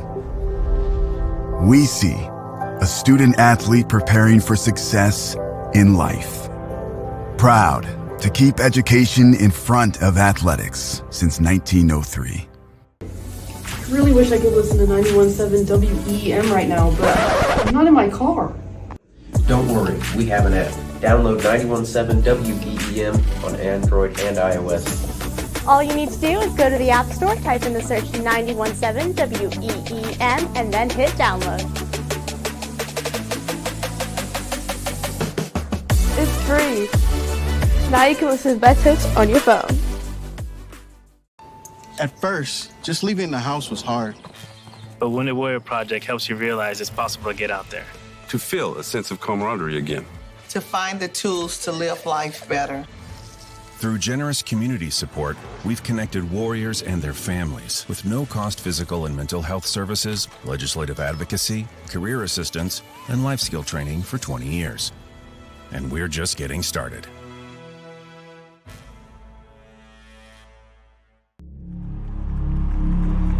Some see a wrestling match. We see a 6-minute lesson in grit.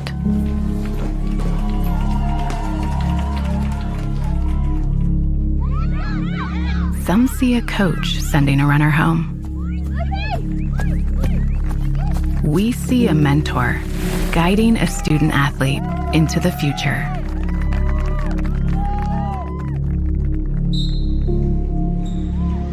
Some see a volleyball match. We see a student athlete learning how to be poised under pressure.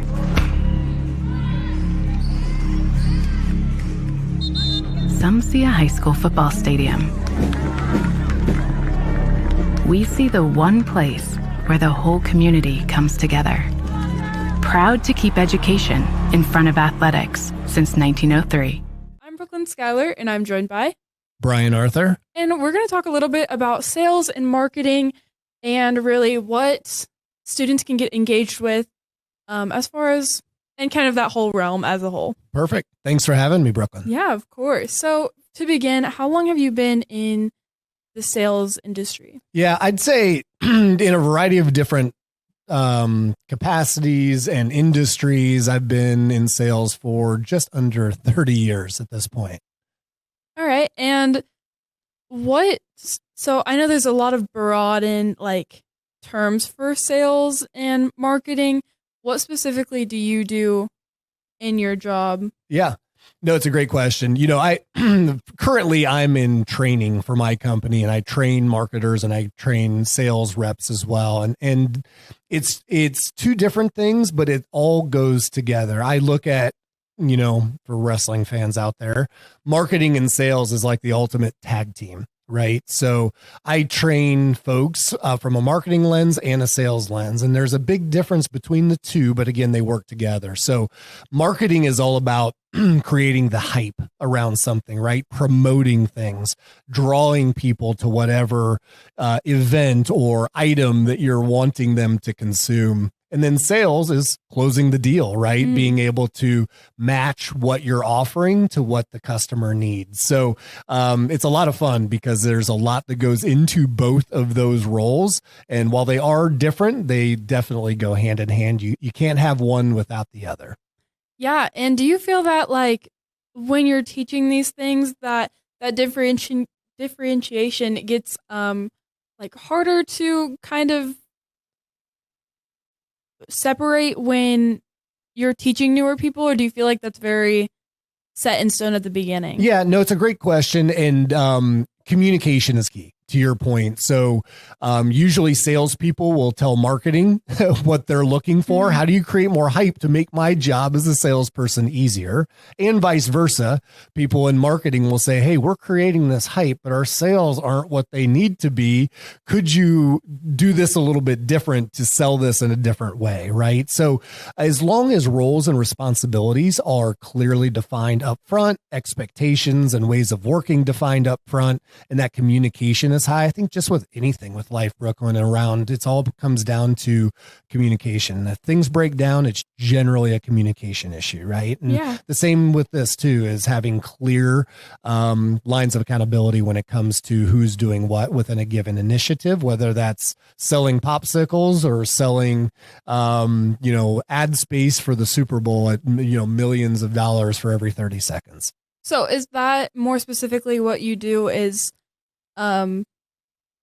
focus on making that connection and communicating the differences as well as how they work together in the lines of both realms what you're teaching? No, it's a good point. We're training marketers on how to be better marketers, and we're training salespeople on how to be better salespeople. Two very different skill sets, both very important. Marketers' skill sets are generally more on the analytical and creative side. So let me talk a little bit about that. First, on the analytical space, it's understanding, okay, who are the customers that we're targeting with whatever product we have, right? And really analyzing, you're not going to sell a bunch of walkers and hospital beds to a group of people that are young, right? Typically that, you're going to be selling that to, assisted living centers and things like that, right?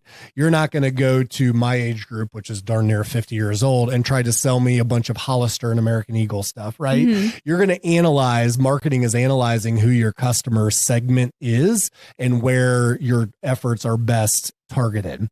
Also on the creative side, how do you creatively attract people to whatever you're trying to sell? I made the point earlier with a group I was working with over lunch that when you walk in, even to a given store, the way everything is set up is very intentional. They are setting things up within their store or within their website or within their social media posts to attract you to what they want you to attract to. So if you walk in a store, the things that they are most wanting to sell you are up front. The mannequin is dressed in the clothes they want to sell you. The things that maybe they're deprioritizing, or maybe it's less revenue, less volume, are generally going to be toward the back, right? So there's that creative aspect of marketing. So marketing is largely analytics, understanding the customer base, and then creativity. How do we attract people? Sales skills are generally those skills. How do you engage your customer then? How do you ask the right questions to make sure you uncover their need and how your product addresses that need? Sales is also the important part is you need to be the expert on whatever product you're selling, right? To be able to describe it, to say how it's going to help that person address whatever need or issue they're trying to solve for. So a lot of the sales side is sales skills. How do I engage people? How do I ask the right questions? How do I ask for their commitment to buy this? And then product knowledge. Marketing, as I mentioned, is largely analytical as well as creative.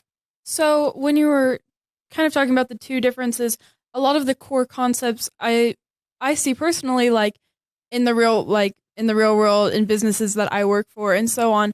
What's the difference between the kind of smaller concepts that we might see in our personal lives versus it being a full-time job and being kind of expanded onto a bigger? Yeah. Everything that you buy, everything, whether it's going across the street to Twisters or taking your car to a certain car wash or going to coffee, whether it's Starbucks or Big B or Foles Perk, right? Everything you buy has behind it each and every day marketing and sales, everything. So every little thing you do, everything you spend money on has a marketing engine behind it in some way. And those engines can vary in size, but then also a sales approach as well. All the way up to, like I said, big macro, large companies, right? Large companies that are selling, whether it's automobiles or, computer or software systems to large companies at every end of the spectrum, from buying a energy drink at the gas station all the way up to buying a house. All of that there's marketing and sales involved. And that's the beauty of a career in sales and marketing, is that find what you're passionate about first, and then find a way to be in that industry through promoting that thing that you love so much or selling that thing, whether it's sports, marketing, whether it's music, whether it's video games, all of those things, whatever you're passionate about, there is a marketing and sales opportunity with that. It sounds like it can also be a really good gateway into things like sports broadcasting. Like if you are interested in sports and working in that industry, going into sales and learning about the kind of core concepts and like marketing strategies that really pull people in helps you get a better understanding of whatever that is that you're interested in. Yeah. How did you find what specifically you were interested in when it came to sales? How did you find sales to be what you wanted to go into? Yeah, it found me a little bit. And part of life in general is the connections you make along the way. I'm in my job. I've been in my same company now for 21 years. And it started with friends that I had in high school. Right. And they connected me to this opportunity. It started from a sales role, then it evolved into marketing, etc. The connections you make each and every day, whether it's friends or people you know or people that your friends know, all of those things matter as you seek out your career, your job, and those types of things too. So I knew that I loved to talk to people. I knew that I loved to help problem solve. And I knew that I'm in the healthcare industry. There are some huge opportunities to make a big difference and to find a greater purpose when there are people struggling with sicknesses or diseases or otherwise that are affecting their lives, or affecting their family members' lives.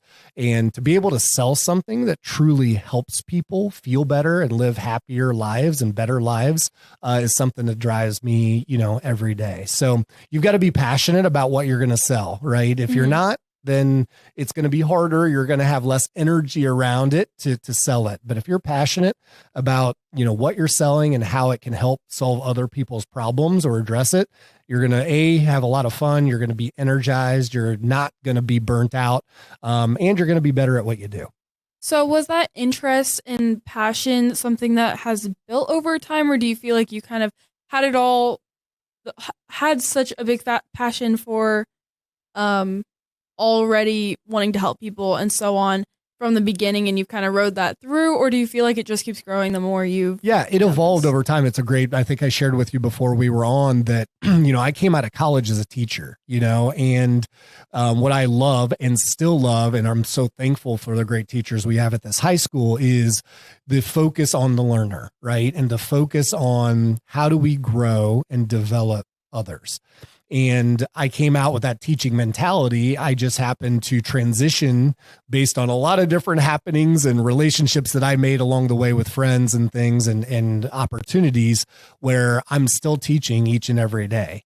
It's just teaching in a business environment where I'm understanding the needs of the customer instead of the student, right? Understanding the needs of the student. And then I'm aligning, a particular product or service to help that customer out, just as a teacher really works to align knowledge and curriculum to help the student out as well. So it's a skill set that I lean on every day. It's a teaching role just at a corporate level where, again, you're identifying the needs of your particular customer, and then you're aligning your messaging, and you got to be able to talk to people in the sales environment too, right? And to be able to say, hey, here's the attributes and the qualities of my product, and here's how I think it will really help you with whatever you're trying to do. Yeah. And then my final question is, what was something that you do in sales right now or have done in the past that was your favorite thing about it, or really pulled you even further into it than you already were? Yeah, it's all about relationships for me, whether it's relationships with our customers. When you help people out in that way and you're able to provide a high level of service. So once they buy from you, it doesn't stop there generally. You still make sure, hey, you're happy with whatever I'm selling you, or you're happy with the service, or things are going well, or hey, here's are some ways that I can help you problem solve and those types of things. You develop some pretty strong relationships with your customers. And then with any job, I think, the thing I love the most, and I think this is what I would challenge students, whatever they decide to do, is really enter into a situation where the culture is strong.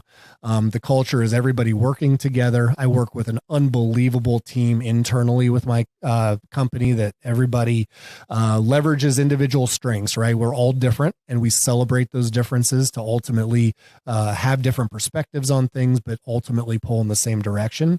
And those internal relationships are something I'm so valuable about. We're at work probably more, unfortunately, than we are with our families sometimes. And when you're doing good work and hard work, but with great people, it's something special. Awesome. Well, thank you so much for sitting down with me. I really appreciate it. And I really hope that everyone that was interested in sales gets to learn something new and maybe even find a career path through this interview. Mr. Whitehair, the server's down. Same for me too, man. It's just not working. It says we need a password. Do you know it? Because otherwise we can't do any work. Try password. Nope. Okay, try 000 000. Nothing. All right, now try 000 001. We're not trying every number. Hey, does anyone know when the password was set up? Like 5 years ago. Avengers Endgame stuff? I don't know, I was just trying to think of stuff that happened around that time. Why don't we just call the IT guy who set it up? Moving backwards, every IT guy we've ever had has been glasses guy, cough drop breath, bad hair number 3, really short guy, bad hair number 2, and really tall guy, bad hair number 1. I believe cough drop breath is the one who installed it. Try, You know, I remember it made me laugh when I heard it, but Layla thought it was stupid. Try poopy pants. You're actually trying poopy pants. I'm trying everything. Try poopy pants with a Z. That's the password we're in. The important thing, you guys, is this is what's kept us secure. Some see a student athlete working hard in the weight room. We see a future leader learning there are no shortcuts to success. Proud to keep education in front of athletics since 1903. Some see a student athlete working on his shot. We see a powerful lesson in persistence. Some see a student preparing for success on an exam. We see a student athlete preparing for success in life. Some see a student athlete working hard in the weight room. We see a future leader learning there are no shortcuts to success. Some see a start to a swim meet. We see the starting blocks for life. Proud to keep education in front of athletics since 1903. Thank you, underwriters. Thank you, underwriters. Thank you, underwriters. Thank you, underwriters. Thank you, underwriters. Thank you, underwriters. Thank you, underwriters. Thank you, underwriters. Thank you, underwriters. Thank you, underwriters. Thank you, underwriters. Thank you, underwriters. Thank you, underwriters. Thank you, underwriters. Thank you, underwriters. Thank you, underwriters. Thank you, underwriters. Thank you, underwriters. Thank you, underwriters. 4 of those being touchbacks. I believe he's had 2 tonight. Looking for his 3rd.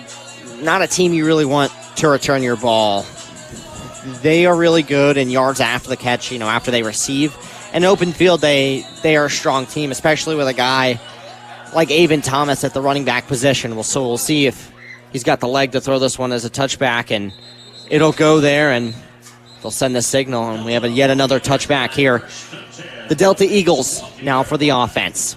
Yeah, so far, obviously, on the returns, the Ravens have done a good job of containing the return man, whoever it is back there. Why Elijah earlier obviously made a good play, forcing the play to the outside, and then you had more Ravens coming in to finish the play. Yeah, we'll look around the conference. We didn't have time to do it at halftime. 3-3 Greenfield Central at 5-1 Yorktown. Yorktown leads 21-0 at halftime. New Pal up 35-3 at home over Shelbyville. And then Mount Vernon, Newcastle. We don't have the score, but that's an 0-6 versus 1-5. Don't think too many people are looking for that one. Shotgun formation. They'll hand this one up. It's Avon Thomas. 3-yard gain, if that. Avon Thomas has been playing pretty exceptional football tonight. Yeah, we've seen a lot of everything out of him. Obviously, we've seen a lot of those cutbacks from him, a lot of moves. Right there is another just run up the gut finding his blockers, hand on his blocker's back, just trying to get as much as he can, just pounding the rock. Blevins, the quarterback, in now. The long arm in the pistol. Receiver out on the far. They'll run a stretch to Amir Hill, the wide receiver 1. outside linebackers as well as the DBs kind of read that one nicely, didn't let them get too far past the line of scrimmage. They might have lost a yard. We're looking at 3rd and 7 now. Amir Hill, definitely someone they might go to when it comes to handing off. You don't even got to just worry about him on the jet sweeps or through the air. He has 15 carries and 65 yards on the ground so far this year. That's 4.3 yards per carry so far this year. Now in 3rd and long situation in their own territory on the 22-yard line. They have Blevins as the quarterback. Shotgun formation, trips to the right. Back to pass. Receiver over midfield. They want him. Fires. Incomplete. Not going to hit his target there. Just a little ahead of schedule. The Arabians force another turnover on downs. Well, not really a turnover on downs. Forces the 4th down. They got the punt unit out. And that's another one. They're 1 for 6 tonight. Yeah, definitely. And they definitely have to clean that up. It looked like Cole Davis was the intended receiver right there. Looked like he threw it out wide towards the sideline. Cole Davis had to come back towards it a little bit too much towards the sideline. And the punt here kicked off by the Delta Eagles, and it looked like an Arabian got a hand off of it. A very high arcing punt. Punted about the 15, maybe 10, and it got to the 35 of the same territory. So not a great punt for the Delta Eagles. Has the Arabians set up in a nice position. You get a 1st down and you're in field goal range. Looked like Aiden Forsher was the one back there forcing the pressure. Looked like he got it hit on his leg. I thought it was blocked at first. Still, either way, though, not a whole lot on that punt. 21-6 the score here. Arabians up, 10:23 to go in the 3rd quarter. Pistol formation for Brant Gray and company. They're going to hand it to Joel Weaver. Scratch that. It's a fake. Play action over the middle. Hauled in by Cooper Sims. Going across the numbers. Diving for the pylon. Cooper Sims. Is he in? Oh, it's so close. Cooper Sims across her midfield. Ball hits there in stride. Stopped at the 1-yard line. Looked like he was dragging a defender with him into the end zone. Looked like he got across the pylon.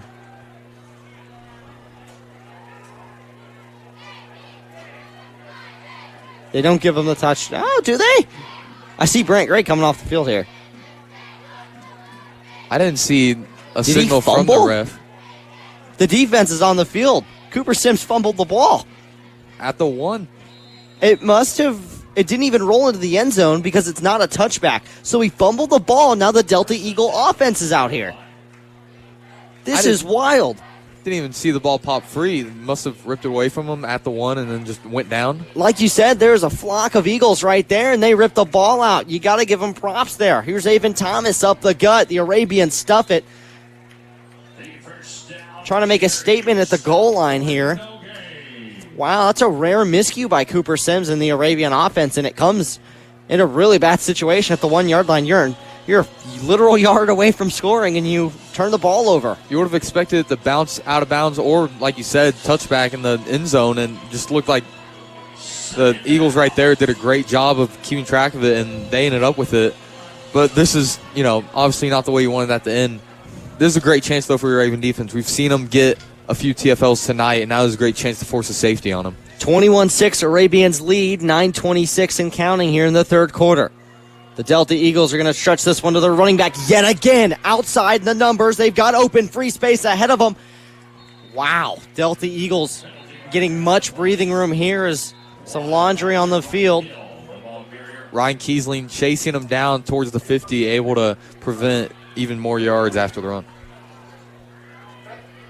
It is a gain of 39 yards. And a big gain.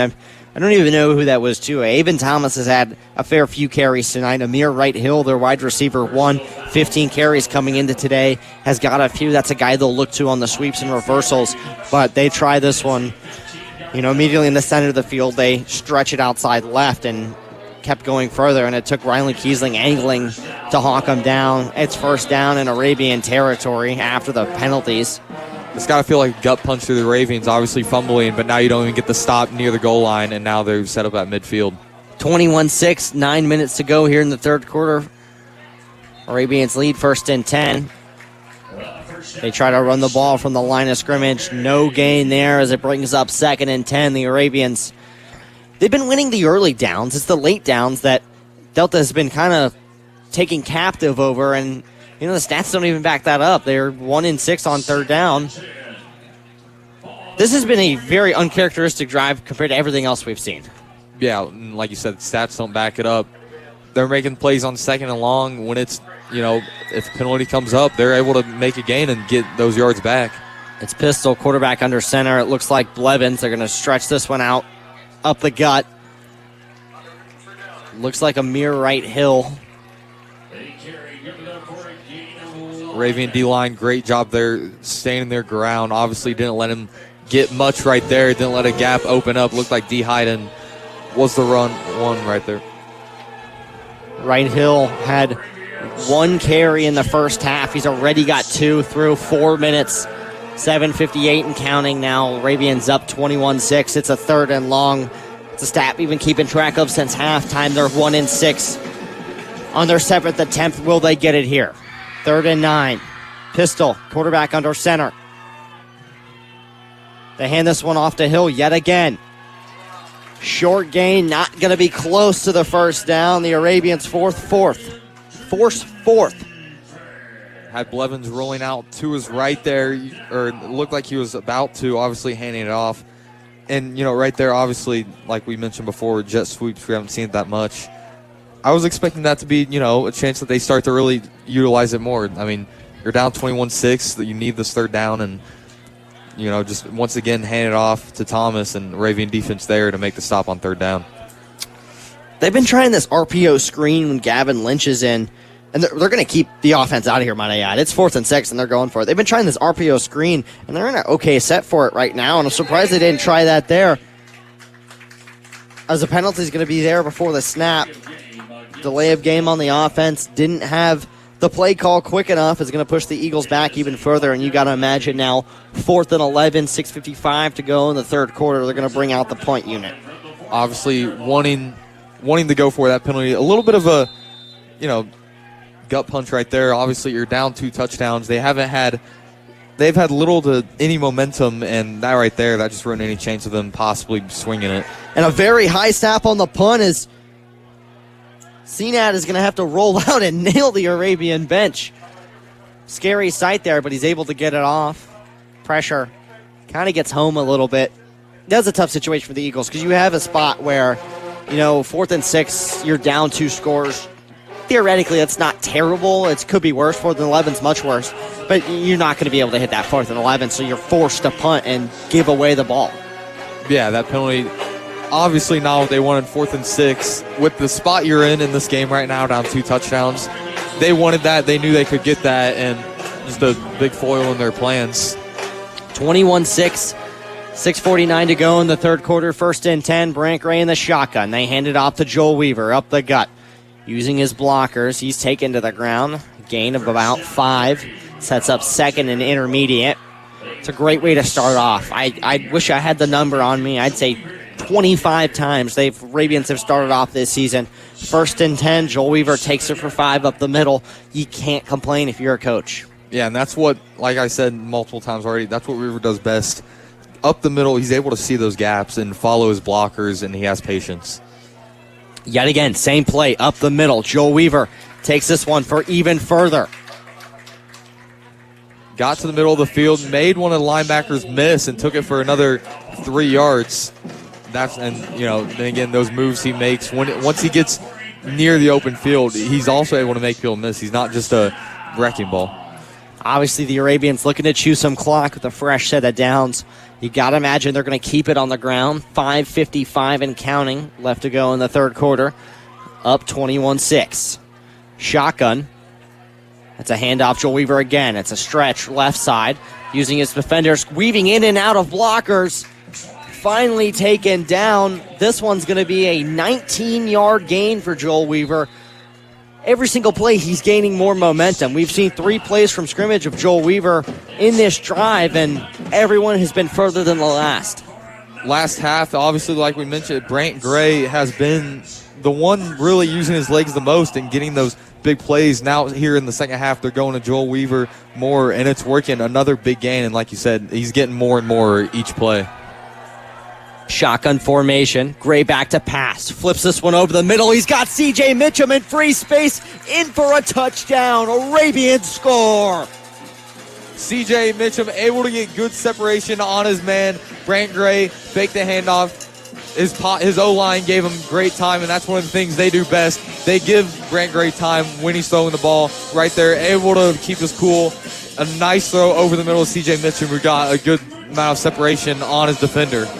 Delta had every reason to think run. The Arabians had done it the past 3 times straight. They go play action across her. C.J. Mitchum, beautiful for 6. Here's Dylan Johns to kick the PAT. Splits the uprights perfect as they'll add one more. 28-6 here. The Arabians lead with 5:11 to go in the third quarter. Stay tuned. This game's not quite out of hand. You're listening to the Arabian Sports Network, 91.7 WEEM. This 91.7 WEEM sports program is supported by S&B Heating and Cooling. Located at 6879 South State Road 67 in Pendleton. Their phone number. Some see a wrestling match. We see a 6-minute lesson in grit. Proud to keep education in front of athletics since 1903.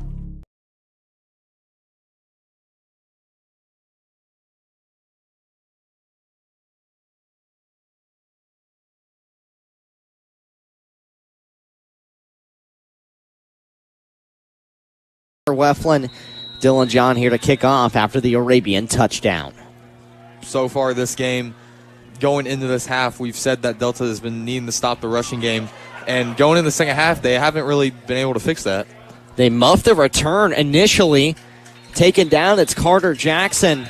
He kind of caught that one at the 5-yard line, muffed it a little bit, and stumbled now, and he's at the 15 and taken down. He had no shot from the get-go.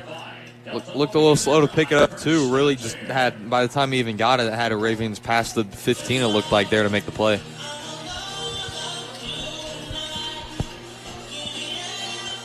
(28-6) here. Pendleton Heights leads with 5:04 to go in the third quarter. We mentioned it before, when Delta was forced to punt, they need this possession. I mean, anything they can get now. Pendleton Heights, they're not giving away the ball. Well, they surprisingly have this half. That was very rare. I think their first turnover in like 3 weeks for Pendleton. They're not getting many chances, so they got to make it count. On offense, it's Blevins now. He's going to roll out, play action. Big pass for his receiver in open space. He hit his man down and out.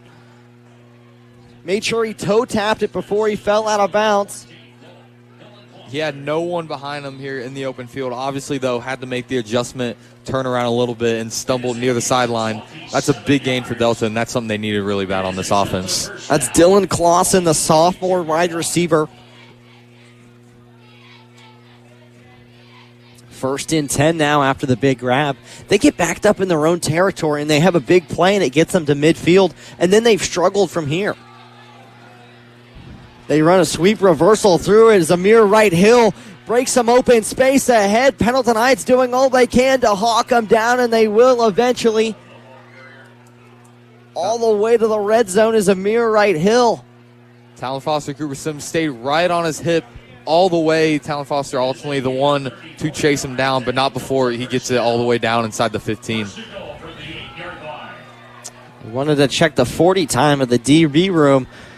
Forced them to turn on the Jets to save a touchdown, and they do. And now, in this situation, yet again, it's first and goal on the 10-yard line. The field is short. Can they capitalize?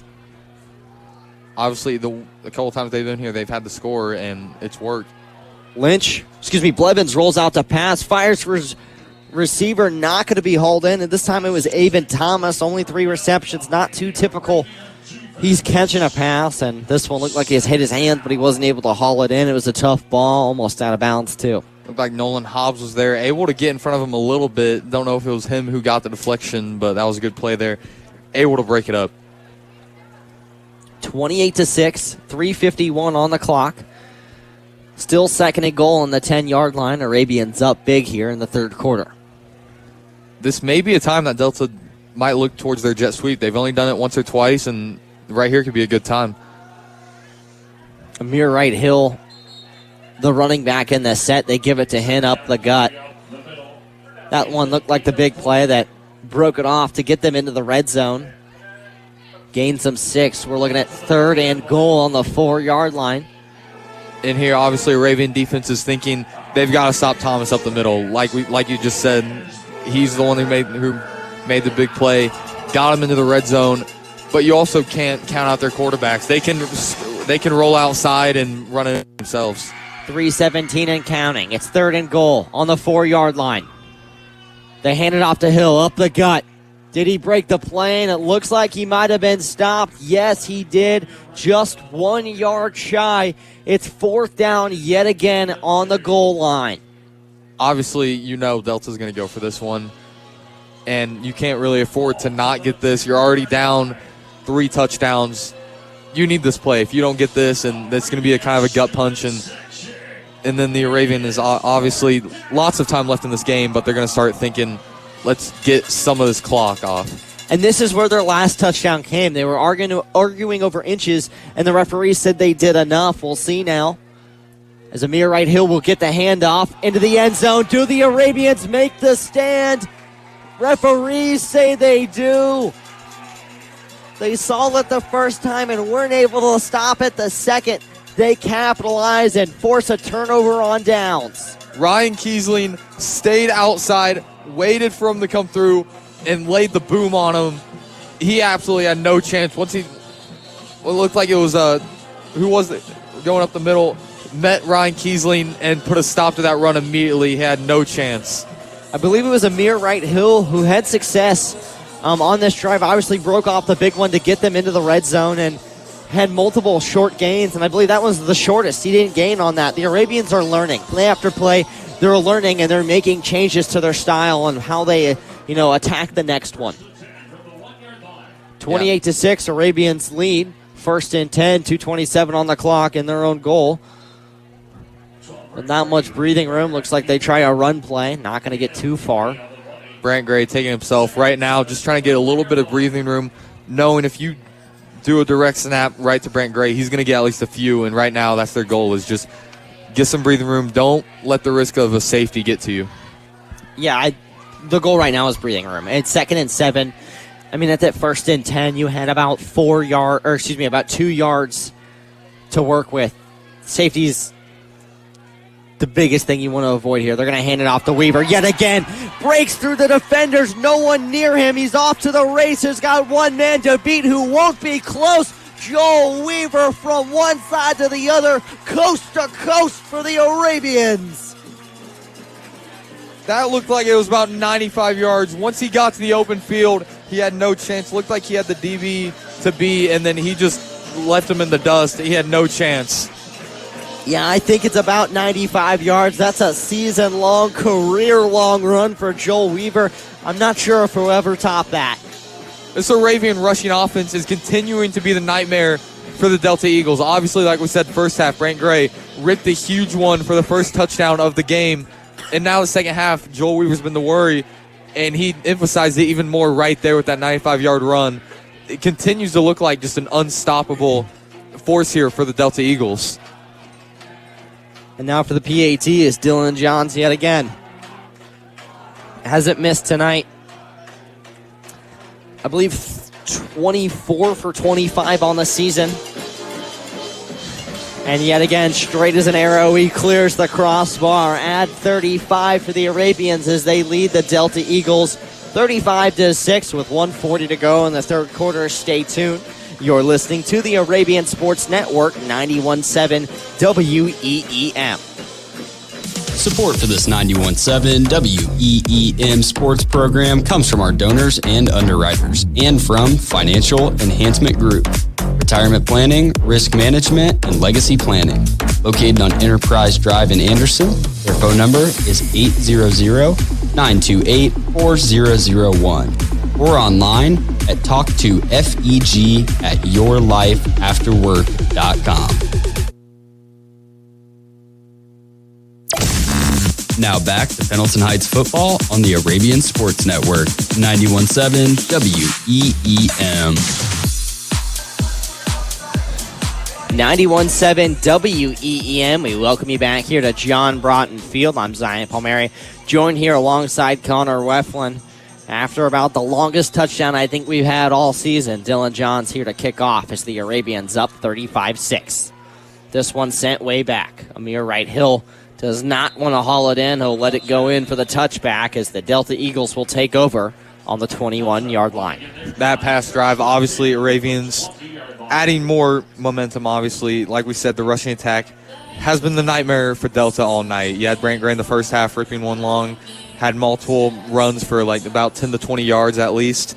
And right there, Joel Weaver took it for 95 yards, and he showcased his 4.6 40-yard dash speed right there on that long run, left the DB in the dust, and he looked home free by the 50. Yeah, I mean, the further he went, the more space he gained and completely gassed out this Delta Eagle defense. The quarterback in the set is Blevins. It's looked like they've kind of faltered to Blevins as the game has went on, and he wants to force a deep ball here. Looking for Carlson, way overmailed this for his receiver, Clausen. Incomplete, 2nd and 10.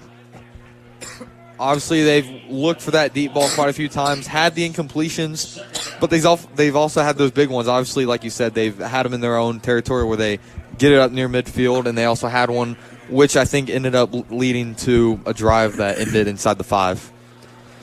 35-6, Arabians lead with 1:37 to go in the third quarter. Right now, if you're Delta, you want to make a big play. Obviously, you only have about a minute and a half left in the third quarter. They've got to look for something big right here. They throw Lynch in at quarterback. He tries the screen pass. Tackled behind the line of scrimmage. I did not see who that was. Obviously, it's a screen pass. You're trying to read that if you're the DB/secondary. And he kind of hangs him by the ankles and pulls him to the ground. Looks like it was going to take a second defender to bring him, but the first one did it. Did you catch who that was? Maybe Cooper Sims? I saw White Elijah shoot up field and kind of slow him down a little bit. He stumbled a little bit, and I saw Ryan Kiesling right there making a nice controlled tackle. I couldn't see who else was there helping Kiesling, though, take down the Delta receiver. The Eagle offense taking a timeout here. Play clock was at 3. That's a smart play there. With that, no, we'll stay on here. We've got plenty of time. Tough situation for the Eagles, okay? You've got 54 seconds before, this quarter ends. Ideally, it's not like halftime. It doesn't ruin your drive like that. You still have the whole field to go. They've kind of shied away from Ryan Lynch a little bit. They're forcing the deep ball with Deacon Blevins. And I say that, and it kind of has a bad emphasis, and I really don't mean it, but it just hasn't worked. It hasn't really proved. They're shooting it to sophomore receivers like Dylan Clausen or senior guys like Everett Lynn, who've only had 7 receptions on the year. I don't love the choices they're making, and I think they could make the right ones. Amir Wright-Hill's had quite the game at the running back position. They've shied away from Avon Thomas going into today, who has 104 carries. He has a heavy workload. Seems like they've worked out Avon Thomas. Amir Wright-Hill has been figured out by the Arabians. They're running out of pieces they can use. Yeah, Amir Wright-Hill so far has been one of Delta's top receivers so far this year. Obviously, they've really utilized him on the ground a lot this game so far, and rightfully so. He has 15 carries, 65 yards on the season. That's not even counting what he's had today. And you can even look towards Carter Jackson, who is really their big playmaker when it comes to making downfield plays. The Eagles here to pass. Fire it for Clausen. This one's going to be out of bounds. Incomplete yet again. It'll force 4th and 10. I mean, they keep firing this deep ball, and every time, I think the past 3 passes have been out of bounds. Yeah, I mean, they've been shooting it towards the sideline. They've stumbled. Yards after the catch, I feel like they haven't been really able to make happen. It's been a lot of towards the sideline deep balls, immediately going to the ground. And I think it's going to come down to making more yards after the catch on those intermediate throws rather than these deep balls. Senad Selimovic to punt this one away. Pendleton's returner won't get far, maybe 5 yards after the initial catch. So the Arabians take to the offense up 35-6. You got to think with the next score, they're up by 35. That's when the running clock would begin to be implemented into the fourth. Yeah, definitely. I mean, right now, this offense, another score right here would be a gut punch to this Delta team right now, and it's about playing mistake-free football the rest of the game from now on. Shotgun trips to the right. Brant Gray doesn't like his first read. He cocks back a big deep ball for a wide open Cooper Sims down the right sideline, punched in for 6. He had it once. He gets it the second time. Brant Gray stays accurate. He was looking for his screen. It looked like Byron Vorez didn't like what he saw. Immediately had a DB on Byron, and then it looked like Cooper Sims got off his block. Whoever the defender was noticed the screen pass and was trying to read it like a book. That left Sims wide open, no defender on him. Stood there, caught it, took it himself. Not a defender within 10 yards of him. Delta Eagles defense falters in a moment of tiredness. They've struggled to get off the field the whole game, and now Dylan Johns for the PAT stays true. And just like that, we're going to take a short break. The score 42-6. Running clock now implemented. So stay tuned. You're listening to the Arabian Sports Network, 91.7 WEEM. That's so... Tune in and type up for 91.7 WEEM.org. The greatest website for the greatest student-run radio station. Whatever you need, we've got it. From sports to podcasts to weather and more, we have everything you're looking for. It's all here on 91.7 WEEM. Now back to Pendleton Heights football on the Arabian Sports Network. 91.7 WEEM. 91.7 WEEM. We welcome you back here into the action. 42-6 Arabians lead. Dylan Johns to kick this one off over the head of Amir Wright Hill, as this one will be yet another touchback. So let's revisit that Arabian score. It's a screen pass. Cooper Sims breaks away for a huge touchdown. Had to be 30 yards or more. Connor, you mentioned to me in the break, a lot of big play touchdowns for the Arabians. Not their typical football. They play traditional. You know, they get their way, short plays down the field after, 17 plays they score. That's not been the case tonight. They're showing their explosiveness. Yeah, not only have those been big plays, they've been short drives right there. It looked like it was only a few plays till they scored. Obviously, on 95-yard touchdown, you had Brant Gray run it for a few, and then the second play of the drive took it for 95 all the way to the house. The Eagles are going to hand this one up the gut. It's Amir Wright Hill. Gain of about 3 sets up second and long. Yeah, something about the Arabians, I think with their longer methodical drives, it's because they want to control the game. When you have your offense on the field, you control where the game goes. And you've got guys like Brant Gray who aren't just going to throw a Hail Mary ball or make a horrible read that you're going to turn this one away. It's having control of the game, lets you do whatever you need to. And so they kind of they're not going to shy away from explosiveness, but they don't need it. And in a game like this, I guess they're just going to it, or spark flick for the Arabians just like that. Third quarter has officially ended, going into the last quarter of football, 12 minutes to go. We're going to take a quick break. You're listening to the Arabian Sports Network, 91.7 WEEM. High school sports are different, especially in Indiana, and these Hoosiers... Some see a wrestling match. We see a 6-minute lesson in grit.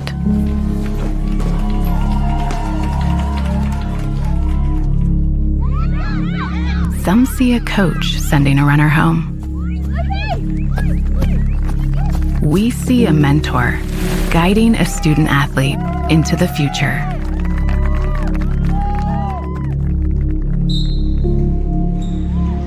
Some see a volleyball match. We see a student athlete learning how to be poised under pressure.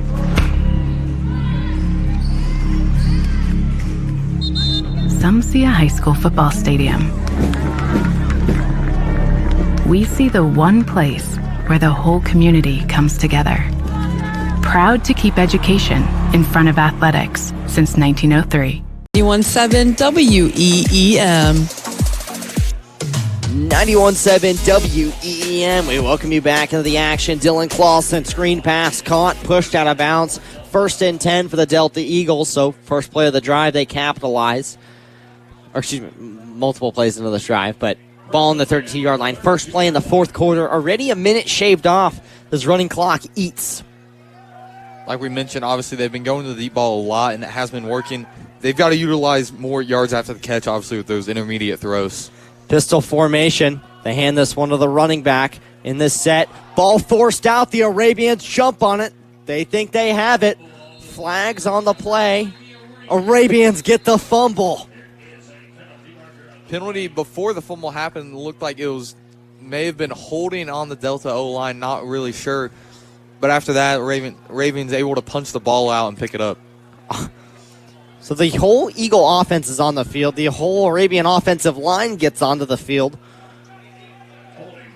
The whole Arabian offense is on the field. Both offenses are on the field right now. Yeah, it looked like Delta may have been thinking it was on the Arabians, and it's on them, and that's declined, and now Arabians set up shop near midfield.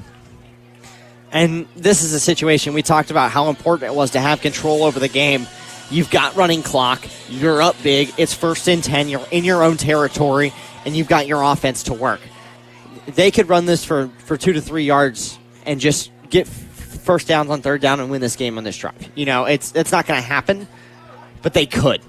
They hand this one to Colton Johnson, who surfs his offensive line. A gain of about 5. Like you just said, obviously going to be running clock, and that's what they're doing best right now is those runs outside and up the middle. That's another like about 5 or 6 yards, and that's, just first downs, not making too many explosive plays, really running this clock out here in this fourth quarter, and that's all they need to do right now. 42-6, 9:26 and counting left in the fourth quarter. It's 2nd and 5 for Brant Gray. In the shotgun, they pound it with Johnson yet again. He's got the first down here. Flags in the backfield. Flags came after the play. Colton Johnson was down. See some younger guys coming in. Ryder Gardner, Camden Saxton, Dane Apple. Out comes Sam Barrett. It was a little late after the play. The flag may have been holding on the offensive line. Not sure at the moment. They pull Brant Gray. Got to assume Hudson Frank's in. I don't see him. Not the tallest. Doesn't stick out. That's it for Brant Gray's night. You got to put it together. What a game he's had. Be curious how many weeks since he's had a turnover. I can tell you that information if you give me a second, but what a night he's had. Yeah, of course, and like you said, he's been really turnover-free a lot of the time. Today they've had the only turnover in about a few weeks, it feels like, and, it was just a fumble at the 1-yard line, and that's really one of the only bad spots they've had tonight. Hudson Frank's going to hand this one to Dane Apple. Dane Apple's got a little bit of free space. The tackle pushes him even closer. Stopped at the 1-yard line. Arabians are feeling 1st and goal right now. Dane Apple didn't even look like the defender got a hand on him. O-line able to make a lot of room for him. That's a great job by them. Almost took it all the way. Continuing a conversation we've been having. Week 1 was the last time Brant Gray threw an interception, and that one wasn't his fault, and the coaches will attest to that. Difficult to have a conversation amidst plays of football. This one, shotgun formation. Hudson Frank would have handed it off. Pre-snap penalties, false start on the offense will push them back 5. It's 1st and goal on the 6-yard line now. Penalty, obviously, you want it to be on the 1. Still very manageable, though. 1st and goal on the 6. They can still open up this playbook and make a lot happen. The good thing, since they were in goal, it's not, it wasn't a 1st and 10, and now it's a 1st and 15. It's 1st and goal from the 6-yard line. Yeah, keeping it very manageable. As they'll pound this one with Dane Apple yet again. If it doesn't work the first time, try it twice. Dane Apple in for 6. Beautiful play there. O-line continuing to do its job like it has been all night. Had an opening. Looked like he didn't even get a hand on him by defender. That's another beautiful play. Arabians up big right now. Dylan John wants the PAT. We're seeing some of the best Arabian football we've seen. They're starting to hit their stride at a great time. You hope they can continue it going into that Yorktown matchup next week, which might be a very great game, and just like that, Dylan John clears the crossbar, 49-6. We're going to take a quick break. Arabians lead with 6 minutes, 28 seconds remaining in the fourth quarter. You're listening to the Arabian Sports Network, 91.7 WEEM. This 91.7 WEEM sports program is supported by Remax Legacy Nick and Leanne Rogers, located at 6692 South State Road 67 in Pendleton. Their phone number is 765-617-9420. Now back to Pendleton Heights football on the Arabian Sports Network, 91.7 WEEM. 91.7 WEEM. We welcome you back here to the Arabian Sports Network. I'm Zion Palmieri, joined here alongside Connor Weflin. The score 49-6. Arabians up big here with 6:28 to go in the fourth quarter. Dylan John here to send this one away. We're seeing the younger Arabians come in. So far, this Arabian offense, obviously, the story has been the big plays. And even right here, with this stage of the game, they really didn't slow down. Wasn't a big 30, 20-yard touchdown like we've seen, but a big play to get them down inside the 5-yard line and end up in another touchdown. Just like that, this kick will be yet another touchback. I think that's the 5th of the game, maybe, for Dylan John, who's having quite the night here. The Delta Eagles will stay on offense. Trying to see, usually at this point, teams down will also put their younger guys in. Yeah, we might see even don't know who their other quarterbacks are other than Deacon Blevins and Ryan Lynch, but you might just see more of, keeping just one of those guys in, knowing that at this stage in the game right now. Yeah, they're going to keep it with Deacon Blevins, the junior. They'll hand it off to the running back in the backfield, of course, in the pistol. He'll gain about a yard. The pile will push him back. 5 forward progress will set up a 2nd and 9.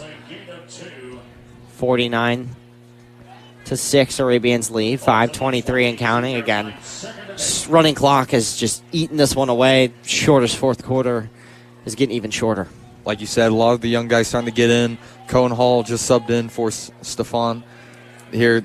And like you just said, we're seeing that for both sides. It looks like they're going to keep it with Blevins at quarterback, but at this stage in the game, it's just letting some of the young guys get some reps. Blevins under center. Looks like Thomas in the backfield. Now hand to the receiver. The jet sweep to the right side. Pushed out of bounds by Jace Rambusik. You see they're finally integrating that jet sweep, and it's like, where was this the rest of the game? They were having a lot of success. Why not try a little more of that? It's too late now. There's 4 minutes left in this one. Yeah, that's like about the second or third time we've seen it. And coming into this game, that was a big emphasis that we thought the Ravens would need to keep an eye on. And had they opened that up earlier, that would have made the opportunity for some bigger plays. Maybe Avon Thomas breaking it off for some more big gains had the Ravens had to worry about that jet sweep more often. Blevins under center. Amir Wright Hill, the running back in the backfield. They'll hand it to him as he'll crash into the defensive line. Able to penetrate through the second level just a hair. We'll set up a nice carry of about 7 yards. We're looking at 2nd and short now after the bruiser.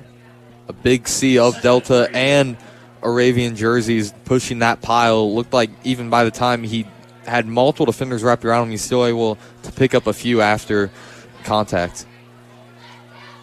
3:40 and counting as the Arabians still up big, 49-6. 2nd and 3 for the Delta Eagle offense now. Haven't seen Lynch in a minute. It'll stick with Blevins. Blevins with a quick pass. Almost batted down. He hits his receiver, Clausen. Trying to work outside the numbers. Finally pushed out of bounds. He's got enough for the first down. Obviously a 2nd and short play. Smart play call to go for a screen there. They're not really looking to cut the clock a little bit. Obviously, you try to push him out of bounds and get the clock to stop. It's a running clock. Not really much you can do there. We've seen him get desperate a lot so far, or nearing the end of this game. Although it's a little late now to try and make a push for the win, they could still try and hit that deep ball with some of their big playmakers they have. They're going to hand this one off up the gut. Oh, my. The Eagle running back taking a stampede of Arabians with him. Multiple Arabians wrapped around him, dragged about 3 or 4 of them for another 5 yards. This Delta team looks deflated. They haven't really met an opponent like this other than New Pal. Or excuse me, they haven't even played New Pal this year. They haven't really met an opponent this dominant. Just Yorktown a little bit. They're 3-3, and we said coming into the game, you don't want to underestimate this team. They've been through the ringer, and they've played some tough opponents, but did not come with their A game tonight. No, definitely not. I mean, they coming off with a little bit of momentum on a 2-game winning streak, and so far Ravens have been shutting that down. They'll run this one up the middle with Gray Backus. Short gain, if that. Will set up 2nd and long. Got slowed down at the line of scrimmage, and then by the time he was even able to break free, the entire Arabian defense there to help make the stop near the line of scrimmage. They've kind of just been running the ball this whole drive. They got into the Arabians' 34-yard line. This young Arabian team is slowly starting to figure this out. Gray Backus and company were starting to get 7 to 8-yard runs. That's been limited to 1 on that carry. We'll see what they do with 2nd and long. They tried that jet sweep. Left side is Clausen. Clausen leveled at the ankles. Flip to the ground. We're looking at 3rd and intermediate now. You see what I mean by they're slowly figuring out this team. It happened with the varsity Arabians, and now at the JV to younger level to back up. They're figuring out this Delta Eagle team, and Delta has no counter answer. Yeah, they did a great job right there rallying to the ball carrier, obviously on the jet sweep, keeping their eye on him. Looked like Noah Plovic was the one making the tackle at the play. Great pursuit by him. In the pistol, man on the wing. One receiver on each side. Backus in the backfield. They stretch it to him, right side. Multiple Arabians go for the kill, looking for the legs as they tail Backus. Short gain, if that. Sets up 4th and 4 with 22 seconds. Play clock longer than the game clock, and that one will wind this one out. Final score 49-6. The Arabians get yet another dominant win. They advanced to 2 straight wins in a row. This team's looking hot, Connor. Yeah, and this is obviously, like you said, the right time of year to begin to hot. Not only with only a few weeks out from sectional, but leading next week, as you tacked on earlier, playing a very good Yorktown team, which I think everyone expects to be one of the better games that we've seen so far. And with that, we are going to take a break. When we return, stay tuned for the post-game show. Once again, final score 49-6. Arabians get the big win here at home in John Broughton Field. Stay tuned for that. You're listening to the Arabian Sports Network 91.7